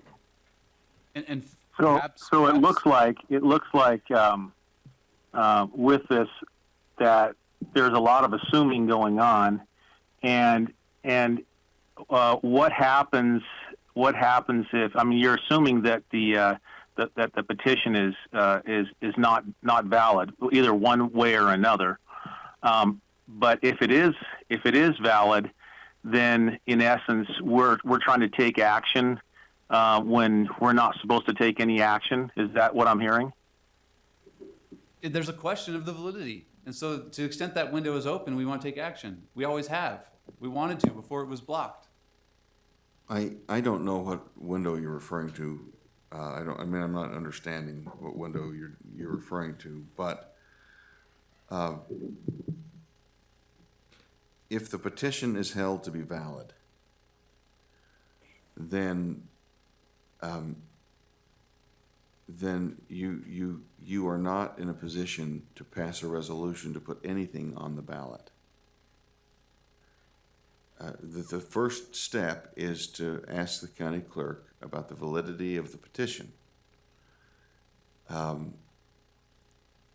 Because to pass a resolution now would be to take an action and would be in violation of the state law that deals with this change of government. So the only thing you can do that has any kind of legal force is to ask the county clerk to invalidate the petition. Go so far as to say invalidate this. Or make a finding, whatever you want to say, but you're going to be stepping out on... But in his amendment, Mr. Levitt, I believe, Tanner, correct me if I'm wrong, but you are suggesting that's what we're amending to. Yeah. So There's more to it, because you're also saying that that you're taking action to place it on the ballot, and so that's further action. It's not just a single action. So I'm comfortable after consulting with everyone in this room. I mean, I'm comfortable, and I understand that there could be challenges, but I'm comfortable moving forward with this resolution that was in draft form on the notice that we want to modify here to include the things I've included, that the timing of the special election is either November 2019 or the next regularly scheduled election, if that's determined as what's allowable by a court of law or the state elections department, and also requesting the county attorney to review during his traditional review period if indeed this petition was invalid. Because the assumption of us acting today is based on the assumption that this may be invalid and there may be a window. And so to protect ourselves from this happening again, we want to go ahead and get this on record so that we are in the position of sending this to the people. And we can also include in there, Commissioner Ivey, if you're in favor of it, an opportunity for the county attorney to conduct to gather some additional information in that process. Commissioner, I am. Yep. can you just clarify in that it would be the next general election? You said the next election, and it would need to be the next general The election. next regularly scheduled county-wide general election. Yes, Okay, thank you. thank you, Roseanne. So, I would be willing to make a motion to approve regular agenda item number 3 with the noted changes as noted by Commissioner Ainge. okay, Because nobody really understands what changes say. We gotta get a clean read of what's being. should we go through this drafting exercise on the fly, or are we comfortable that these modifications have been made verbally? Nathan, do you have an opinion on that? Well, I felt comfortable with your original statement, but if you'd like to make sure that they're spelled out with clarity, I'm happy to do that. I will say again, in our opinion, you don't have authority to put anything on the ballot until there's something done with the petition. And so what this resolution purports to do is the very thing that I think you don't have authority to do. And we had other legal opinions that differed from that in public comment that I agree with. I understand that, but the county attorney's office is. And your the job legal is to advisor advise, to and the I county appreciate your commission. advice, Mr. Levitt. I greatly appreciate it. I guess, to use Mr. Brammer's statement, let's game theory this out. You pass that resolution that says we're gonna put this on the ballot, it will have no force or effect unless someone pushes that to a court of law to say, does this have any effect? Even under the language of your own resolution, it would have no effect unless someone rendered it invalid. So why not simply ask the question to render it invalid? Well, I think. And then come I think back that- and put it on I the think that ballot. we're asking you to do that. You're asking me to do what? We're asking you, in this resolution, we're saying we're passing this, we're acting, and we're asking you to do the additional follow-up and discussion with the state, with any legal opinions from the relevant courts to decide, and in consultation with the clerk's office, to decide whether this action is appropriate, because it's only appropriate to the extent this petition in place right now is not valid. So you want me to advise the county clerk and at the same time advise the county commission and at the same time gather evidence as to whether there's been bad faith?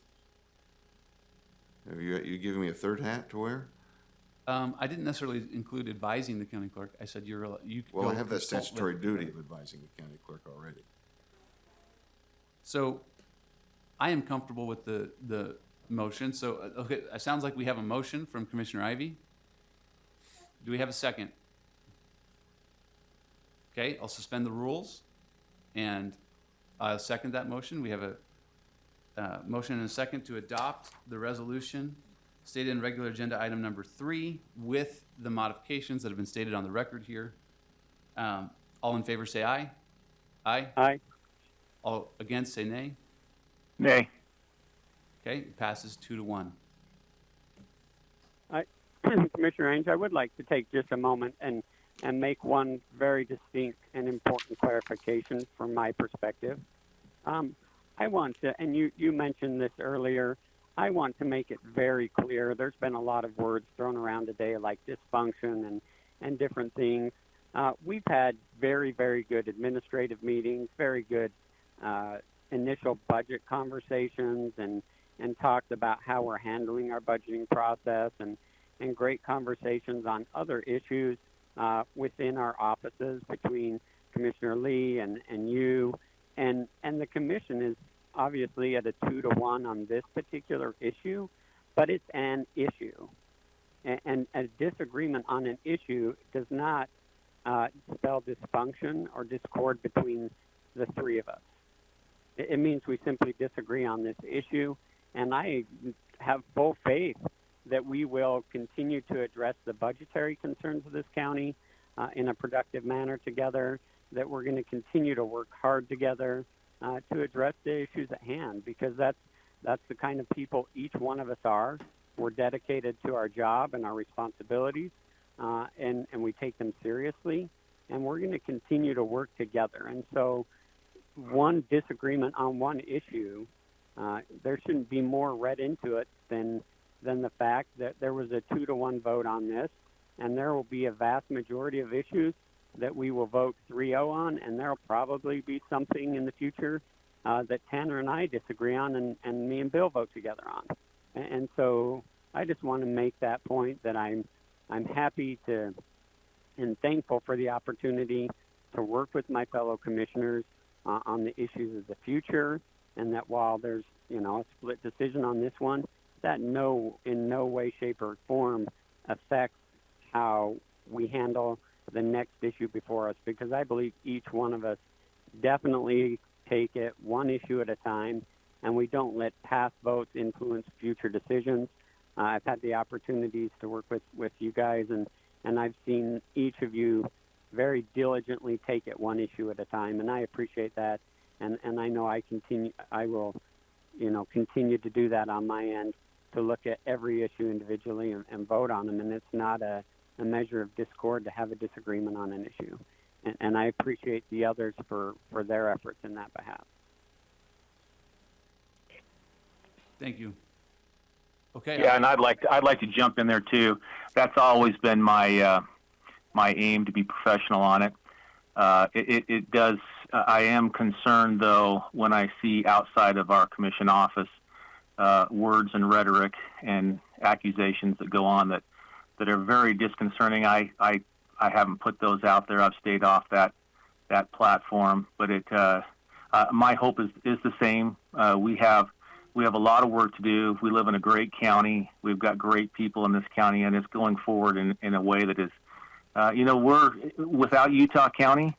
The state would be in a whole different situation. So there's a lot going on here, and we got here with a 3-member commission, and I applaud a lot of the foresight of those before us that got us to this point. And so I'm not in favor of whiplash government. I think that it's important for us to look at this. And yeah, we're going to have disagreements, but hopefully we can always be as professional, in the commission and even outside the commission. Okay. I'll entertain a final motion. Motion to adjourn. No, Second. or a second, whichever you need. All in favor, say aye. Aye. Aye. Aye. Meeting is adjourned.